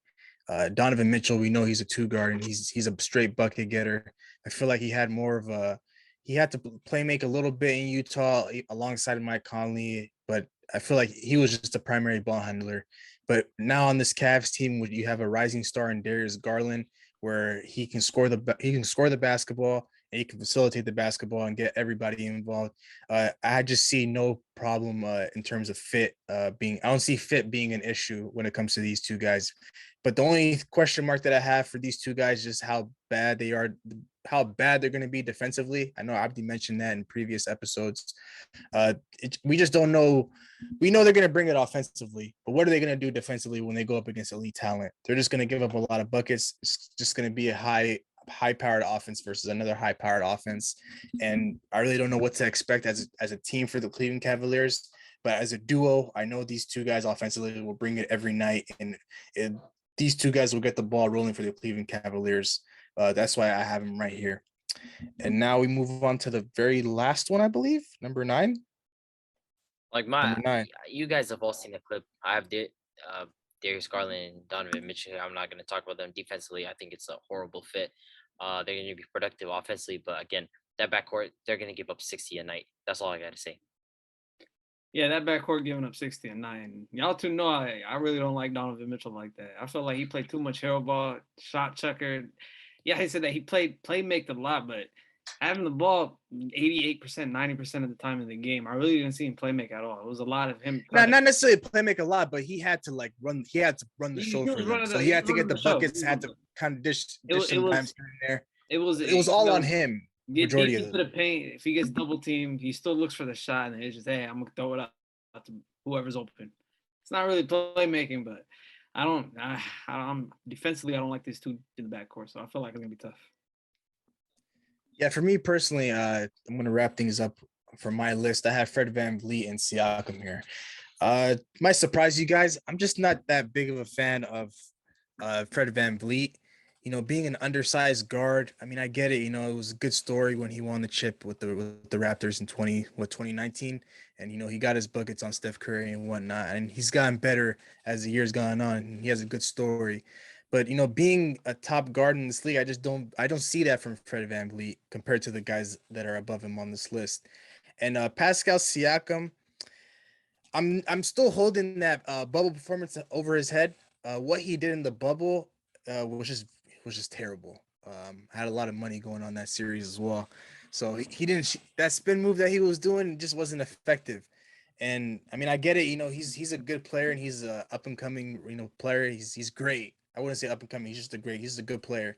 But I'm just gonna have to see more out of these two guys. I mean, Toronto basketball. You mentioned Abdi. I mean, it just goes under the radar.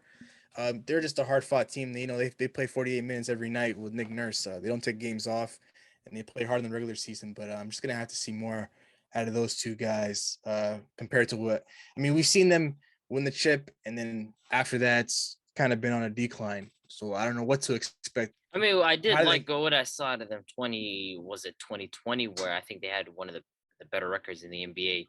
I think they're pretty, if anything, I think they probably had a better record without Kawhi that season. So, I mean, that was the bubble season, right? I believe it might have been. It might have been. It was a 1920. I think they looked really good. 1920. Yeah, they just got unlucky in the playoffs. That was that grueling 7-game series against Boston. So yeah, we're gonna see how they're gonna look this year.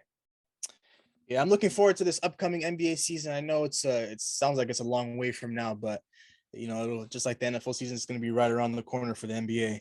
But any final words before we close things out? Man, let's move on to week 2, man. Week 1 was forgettable. Week 2, baby. Week 1 was forgettable. Let's move on. Week 2-0. 2, man. We're gonna lead the division again this week. You sound crazy. That's the fan in you talking. Hey, but we'll come back next week after Monday night, man. We're gonna speak. All right, bet. But with that being said, we'll go ahead and close things out here. Thank you so much for tuning into today's episode. We really appreciate your love and support. We'd greatly appreciate it if you like, comment, and subscribe to our YouTube channel at New Media Podcast. And for those of you that are watching us on YouTube, all of our social media handles will be in the beginning of this video. And for those of you that are listening to us on Apple and Spotify, if you go to our Instagram page at New Media Pod, you'll be able to navigate yourself to all of our social medias there. So once again, thank you so much for tuning into today's episode, and we'll see you guys in the next one. Peace. Record a new hit, then we making us a film. Wouldn't sign a deal if I got a couple mil. Been in the lab, now they throwing out deals. Me and now Lakes, now that's overkill.